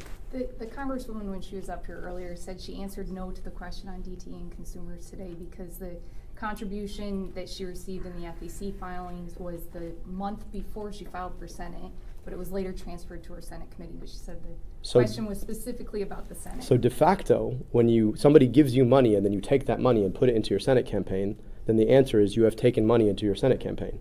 Do you think she should have answered yes? I think the actual answer is yes. Like, the truth of the matter is, so she has a congressional campaign. Somebody takes a bunch of money and puts it in her congressional campaign, and then she takes the congressional campaign money and puts it into her Senate campaign, then by definition, she's taken it. And it's also really interesting, did she on purpose do it the month before so that she could answer that answer no? At the end of the day, throughout her career, she's taken oodles and oodles of DTE money. Oodles and oodles. So part of me says, well, yeah, if you want a senator who's going to stand up to DTE, that's probably not it, right? That's what people are asking. The technicality of the money is a secondary thing to, are you bought off by the corporation? And the answer is yes.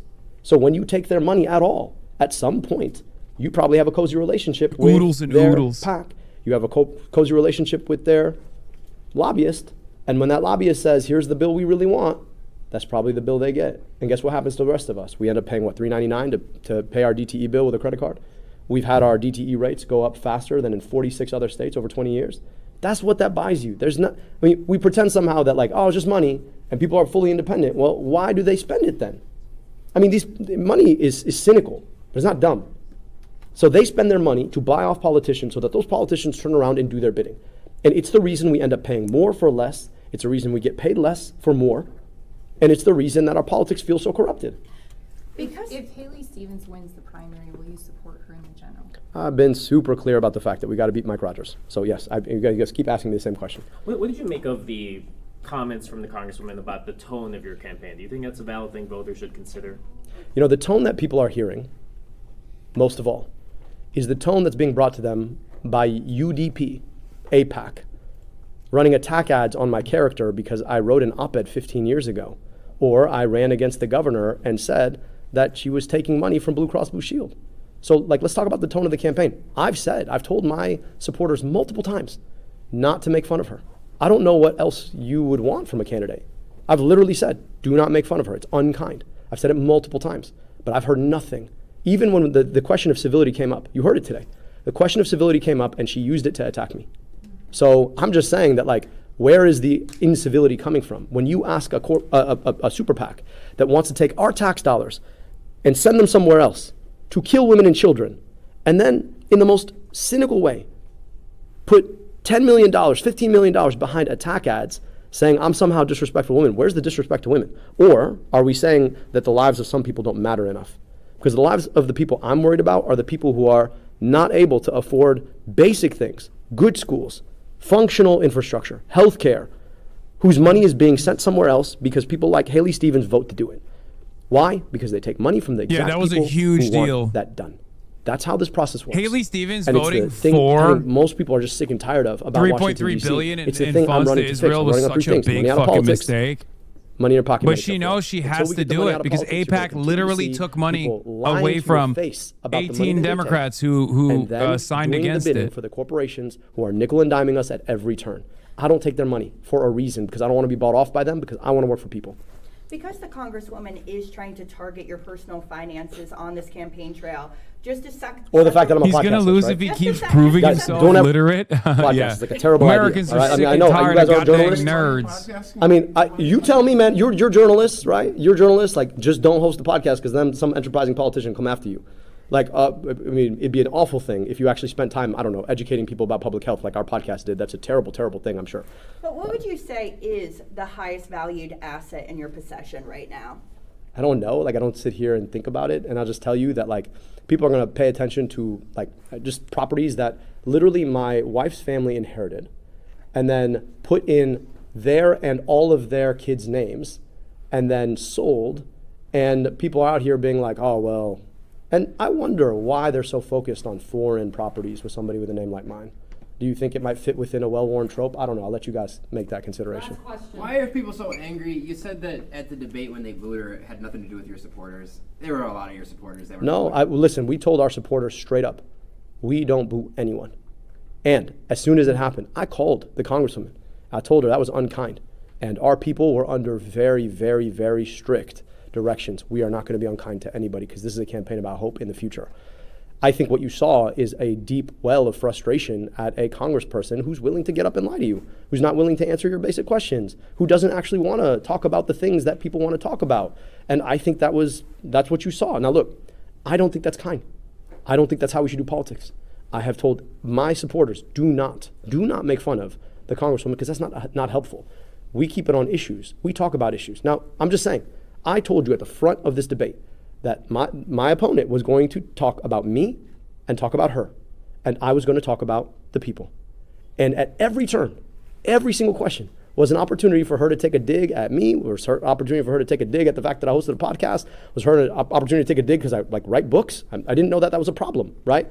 But apparently we don't want a senator who communicates with the public, and we don't want a senator who writes books about the things that they actually want to get done. Like, that's somehow an attack. I just think that at some point, like, you're seeing a campaign flail in real time. And we've built this campaign from the ground up. I've been to 475 public events, the kind where we answer questions. Sam, you've been to a lot of them. You know that when the hands go up, I don't pick. I'm just like, hey, whoever it is, got questions, I got answers. Because I'm not afraid of the voters. I try to be transparent about what I run on, what I believe in. When the questions were asked today, I answered policy solutions, not attacking my opponent. But, you know, at the end of the day, like, this has just been the most cynical campaign. When you ask $60 million coming in from all the folks who want to corrupt our politics to come in here and buy a U.S. Senate seat and then have the audacity to say that somehow you're the most electable, I'm so sorry. Like, electability doesn't need a $60 million crutch. Like, if you need $60 million to get out the primary yourself, and I want everybody here to ask, do you think that $60 million materializes in the general election? Because here's the thing, who's paying for it? Well, we don't know, number one, but big pharma, big tech, DTE, Blue Cross, and guess what? Who else are they funding? Mike Rogers. When you run a so millionaire they don't care which one of them podcast host, win. expect this to so happen. you're going to see $60 million come in here in a primary, and if they can eke it out, that guess what? All that money that was the crutch is gone in the general. Now we're supposed to talk about electability. I always believe that democracy is about government of the people, by the people, and for the people. They're Actually so inspiring cooked. They're people so to come fucked. They out have nothing. to be a part of a politics they believe in. Now, you know, I didn't know holding big rallies was a problem, but I have to say it was refreshing that they didn't bring you up in the debate. Politics. Yes, because bringing me up in the debate is poison for even AIPAC's very own attack dog, Haley Stevens. They already tested that, and it fucking failed. I turn into a litmus test for Israel. That's why Haley Stevens is not doing it. AIPAC will try to, like, slam some attack ads in the mailers, but that's the whole reason. I'd be happy to have no outside spending at all on my behalf. If it meant that $60 million wasn't spent against us, what would this race be? It's failed so many fucking times. It's going to fail over and over again. Let's get serious. Thank you, ladies and gentlemen. Thank you. Thank you. That's why Mallory McMorrow stepped on that landmine, and that's why she's not, she's no longer in contest, right? So that's part of the reason why Haley is not doing that. Who do you think's going to win? Holy and shit. Also, who won tonight's Democratic debate? We have a poll question for you right now so that we can hear your thoughts and see what you think. Dude, was okay, it look. Congresswoman Haley Stevens? Polls are obviously or was fucking it Dr. internet Abdul polls are El bullshit, Sayed but god that won damn. tonight's debate? Also here to break down who he thinks might have won the debate is Dr. Peter Trumbore from Oakland University, professor and chair of the Department of Political Science. Dr. Trumbore, good to have you join us in the studio today. Thanks for having me. So you watched this debate here on Fox 2. Who won? Biggest question. Everyone's wondering. Yeah, so that's actually a question I don't like. Because to me, it's not about winning and losing in a sort of a horse race sense. It's about how well did the candidates do in getting their message across? How well did they do in drawing a contrast, not just between themselves, but between themselves and their likely opponent in November in the general election? And I think on that score, I think the two candidates did a good job. Both of them did a good job in terms of drawing contrast between them. Okay, answer the question. What are you, Haley Stevens? Did a better job of pointing out why she thinks she would be the better candidate to take on Mike Rogers in November. Which is frankly an issue that El Sayed really didn't get to until the last few seconds of the debate itself, right? And so I think had to take the on poll that out. score, I think it was a good night for both candidates. I think the statistic you had earlier about this hasn't really changed a lot of people's positions on who they plan to support. I tend to look past the primary to think about who was likely to be a stronger general election candidate come November. And I think the viewers may have gotten a pretty good sense of who they think that might be. Now, I do want to get into Who do some you of our think it viewer is? questions. Just These say Haley were, Stevens, big dog. Posted on our tag board, hashtagged on X. And Dr. Trumbore, I want you to help me with some of the reaction here. I'm going to read some of this right now on our live coverage right here. One person named Jake writes, "It's fairly obvious Dr. Abdul El Sayed will defeat Haley Stevens in next week's Michigan Democratic Senate primary.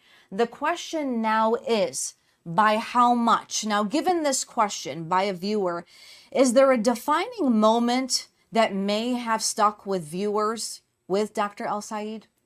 So I think that commenter is probably being wildly optimistic.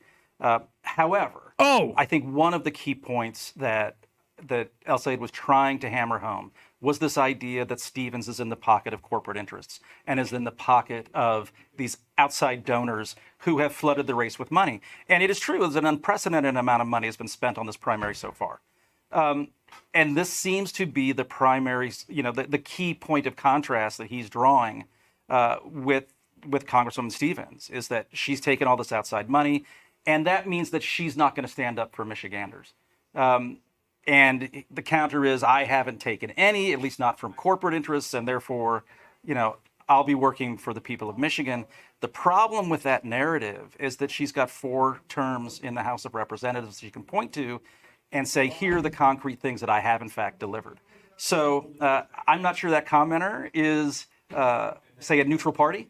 That sounds like the kind I don't of think thing you're that a someone neutral who has, party. already decided that their vote's going to go for El Sayed would toss into a public message board. I do have a lot more questions coming in from our viewers, but before we get to some of the rest of them, is there a moment? That's my professor. What the fuck? That will end Why up is your in professor a national Haley headlines Stevens dick I rider? don't think so, and that's a good thing, right? Because typically, if there is some slip or some pithy remark, it tends to be superficial, and it tends to be sort of a rage bait, clickbait, meme bait kind of moment. And I was frankly happy to see that both candidates seemed pretty sober and serious about the message they were trying to deliver.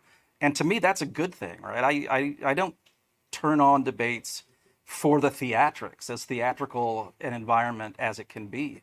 And so you saw a lot of substantive policy positions from Haley Stevens there, who kept crying about how Abdul is a podcaster. The quality of the debate. Really? Now, also, This is Dr. what goes Trumbore, for as a poli-sci professor who's professoring? done a lot of political science coverage, especially here even at Fox 2. Come on, big Was there a dog. moment where you said these candidates just keep going at it, but they don't have results? They don't have the receipts. I know we've heard we've heard Congresswoman Haley Stevens saying, "I've got the receipts." We heard Dr. El Sayed saying, "We're going to change things and we're going to get rid of corruption." How are you doing this? We want to see the how. Yeah, and I think that that's an important question. I do think that the Congresswoman has a better chance to make the case that she has in fact delivered. She has a record that she can point to. She has a record of bills that she sponsored, bills that she's voted for, bills that she's passed, that she can say, look, this is what you've hired me to do as your representative, and this is what I've done. And and El-Sayed does not have a record like that. Now, that's not to say that he was not effective in his roles with Wayne County and the city of Detroit. But that's a very different kind of arena in which, the stakes are as important as they are, they're different.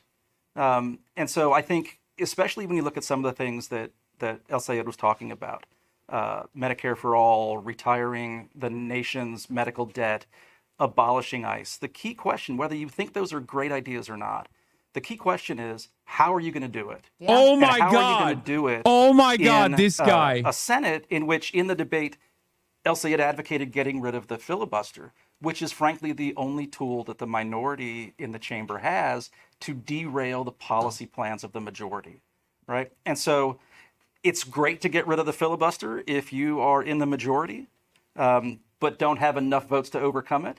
It's another thing to be the minority party, hoping to be the majority, and advocating for that position. It's a little bit ironic that Donald Trump has been calling for the elimination of the filibuster as well. So to hear El-Sayed talk about it tonight, because we're gonna win the fucking majority. Trump talking Shut about up. getting rid of the filibuster yesterday and today, as some irony to it. That said, getting rid of the filibuster has long been a dream of political figures on left and right. Because they recognize, right, that they can get more done if they have a very slim majority than if they have to get 60 votes. But 60 votes requires that policies be bipartisan if they're going to get through the Senate. And I think that's a good thing for our democracy. Dr. Trumbo, I also want to ask you, because there were two pivotal moments that kept coming up.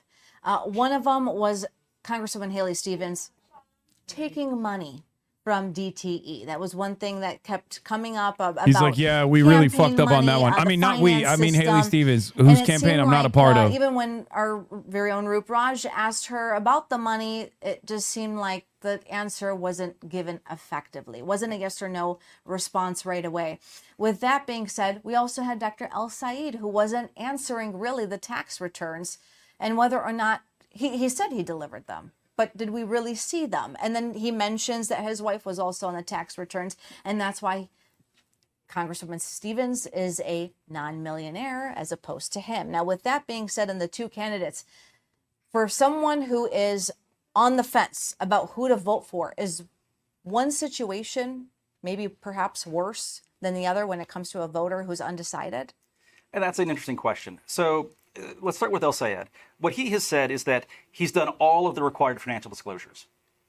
That's not the same as releasing your tax returns. We haven't seen them. Right. That's not the same as releasing tax returns, which goes into much more granular detail about the sources of your income and all that sort of stuff than a campaign financial. Bro, this guy's a doctor of spin.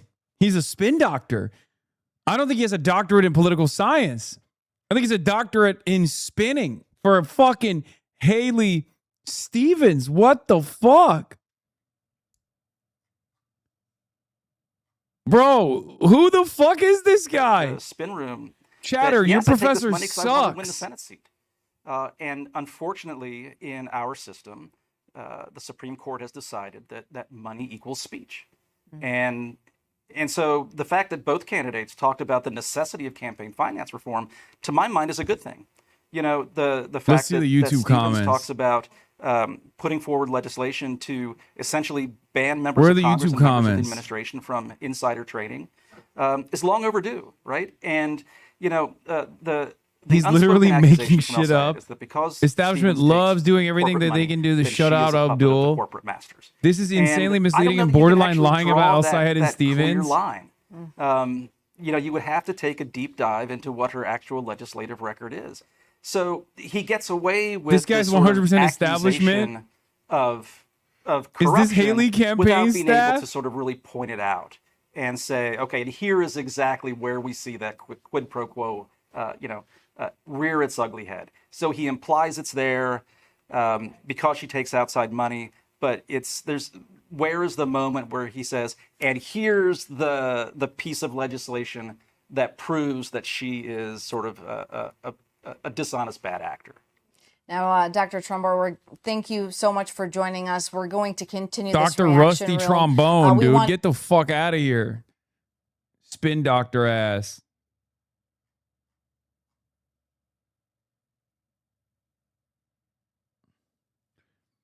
Him glazing her so much the poll results on screen is hilarious. I know. God damn, dude. The QR code, take that poll question, join us on Twitter or X, and let us know your thoughts. Is there a question you want answered? Because coming up, we're going to take a quick break, but we're going to hear from our very own. Like, how do you try to make this argument that Haley Stevens is an honest broker when she got 60 million reasons not to be? When she just straight up lied on the debate stage, which is supposed to be a big fucking no-no about her donations.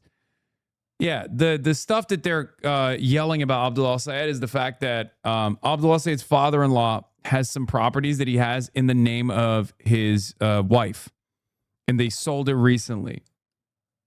Okay, so that's what they're claiming. Like Abdul's getting funded by, foreigners or some shit. It's racism, for the record. It is transparently racist.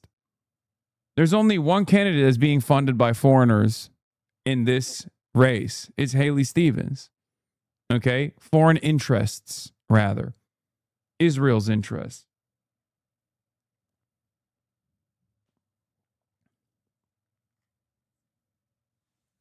The idea that Abdul is he's like a fucking multimillionaire. He's got 1.7 in net worth, total net worth, when him and his wife are both doctors. It's also totally ridiculous. How drunk do you think Neera Tanden is right now? Oh, yeah, I was calling out Smira earlier, too.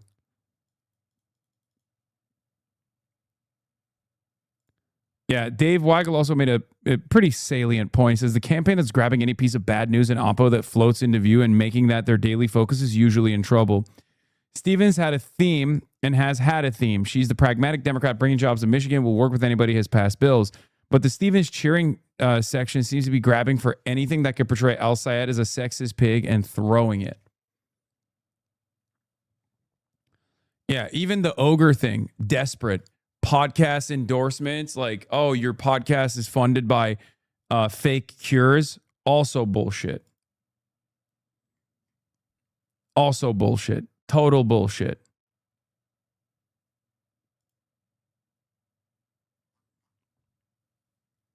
Yeah, Politico immediately wrote an article saying al-Sayed comes under fire for ogre and a Pike leak comment.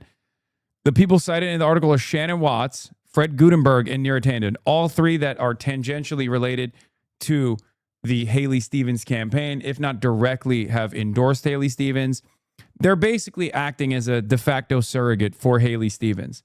This is journalistic malpractice. I'm assuming Adam wrote this article, which is kind of messed up. But, it's not Adam. Never mind. It was Liz Crampton who wrote the article. Adam Ray did not write this article. He's on the beat. He's on the Abdul Michigan beat. That's why I assumed he wrote it. But again, this is bullshit. Hasan watching this debate like a white man watches a favorite football team play, like he's the one calling all plays. Good, no notes, man. Just get him on the field. I'm sorry. Excuse me for fucking being excited.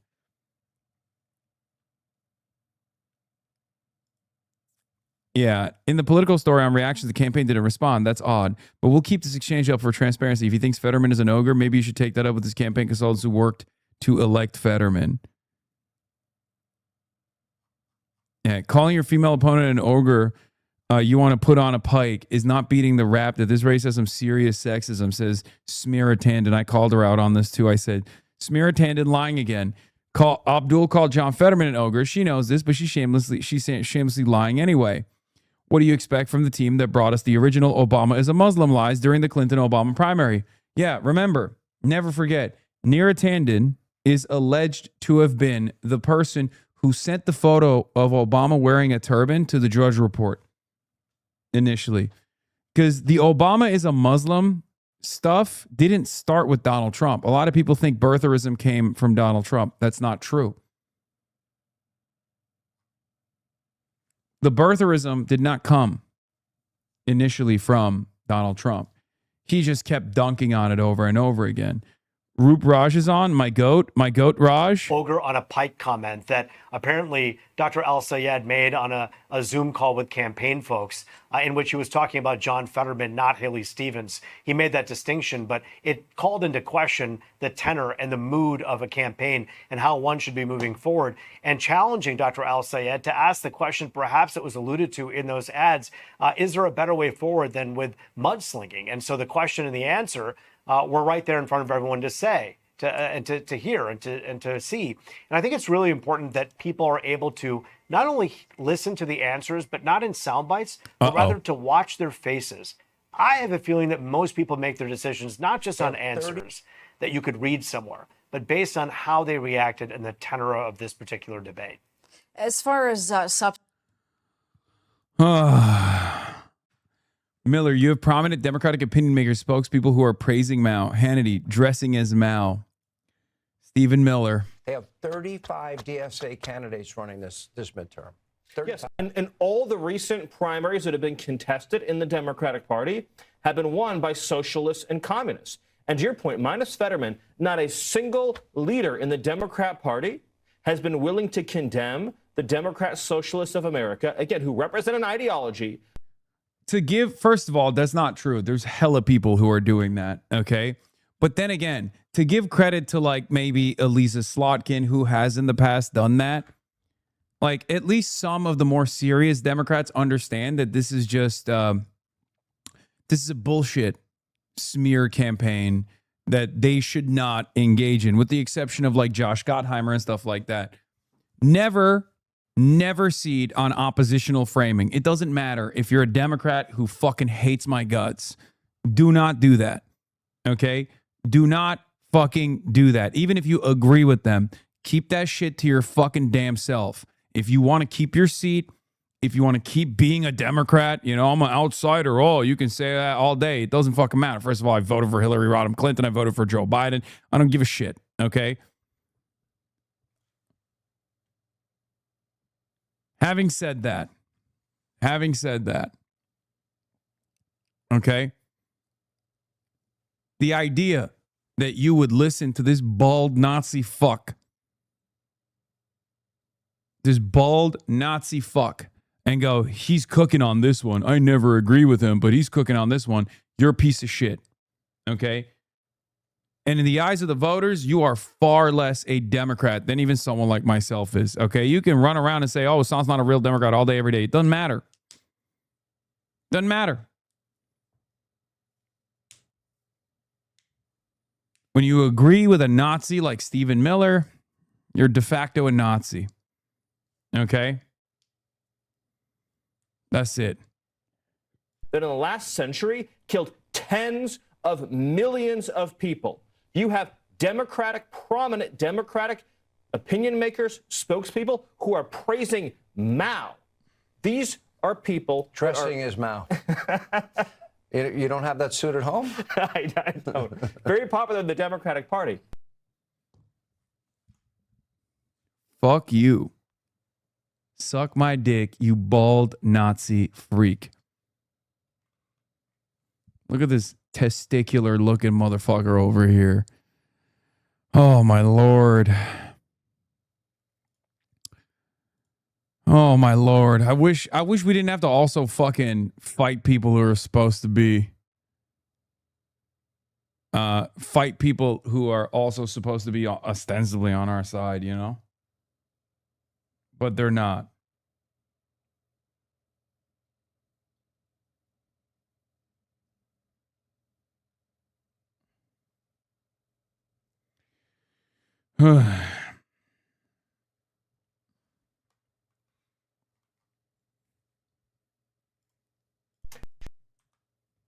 Yeah.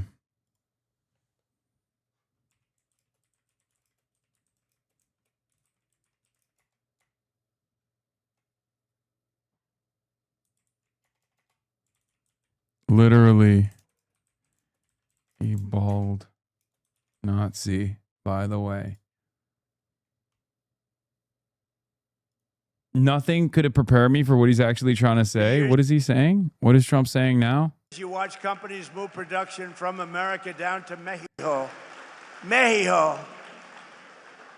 I love the way there's a very nice president of Mexico. You know that. She's very nice, and she speaks beautifully, and she calls it Mexico. For years.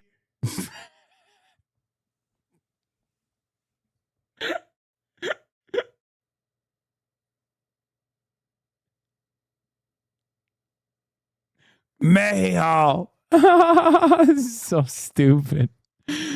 Bro, this guy's the fucking president, dude. It's so funny that his followers are like, oh my God, this fucking Twitch streamer wore a Mao suit. The fuck are you talking about? This is the goddamn president, man. Democrats are so lost in the goddamn sauce, dude. Democrats who also lean into the exact same shit that Fox News is doing to be like, oh, the socialist menace, the socialist menace. Talk about dropping the fucking ball. Like, this guy is our president currently, and he's ruining everything. And you're over here being like, you know, the real problem is democratic socialism.